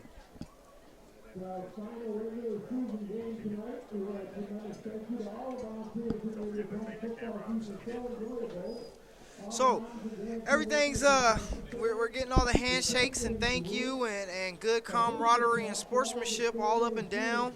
What do you take away from this game, Michael? This is definitely a learning experience for both teams. You had the Wavemen come out shooting, firing. They were up, I don't know, they had to be up at least 10, 15 points to start off the game, and then it was 21-6 going into about midway of the second quarter. So yeah, 15 points, and then they just kind of lost their momentum. They got a little bit lackadaisical. I don't know if they got tired or what, but what the Wavemen learned tonight, hopefully, is that they should definitely keep going. I don't know if that means you have to condition a little bit more, or just kind of keep it going. But it also was a very good opponent. This was a very good matchup. Absolutely. We had good defense by the Raiders right now. Not right now, the whole game. We had a good defense, and then what was our running back's name? Cook. Yeah. Cook was running the ball like a madman tonight. So really what I took from this game is that both teams were out here trying to work real hard, trying to get to next week, trying to improve their record to one more win. And that's all you can ask for, is both teams played really hard. Now, I think you look when you look at the wave, the green wave. You know, when it came out with those wide receivers, you know, they were hitting on all cylinders. You know, all cylinders go. You know, as the game went on, it did seem like the Raiders started to make adjustments. You know, I think that maybe the Raiders, with them having their roster was a little bigger, that kind of made for some substitutions, give some guys some breaks, a little bit of air here or there, a water break or two. So I think that kind of came down to it. I think with Cook running the ball effectively at the Green Wave, and I mean he ran it at him. It really wasn't too much off tackle. It was straight up the gut. You know, running downhill. You know, that kind of wore on the Green Wave. But you can't take anything away either from the performance that the quarterback Jeff. What was his name? Jeff Crouch? Yep, Jeff Crouch. He played a good game, too. He was a speedy quarterback. Right. You know, he made the throws when he needed to. He was able to make guys miss in the hole when he needed to. You know, they definitely put a good game plan and really stuck to it. You know, they made adjustments in the second half and just continued to pile up points. Those adjustments at halftime were everything, Brooks. That was a good point. You made a lot of good adjustments by both teams at half, but the Raiders just seemed to do it a little bit better. Well, once again, we want to thank Peter. Thank you, Pete, back in the studio. We want to thank the cameraman, Matt Dahlberg. We want to thank Ramsey. We also want to thank the director, Chris Hamilton. I'm Brooks James. I'm Michael Perez. That's it for us. You guys have a great night. Back to Ryan in the studio. What's up, Ryan? Take it away, guys.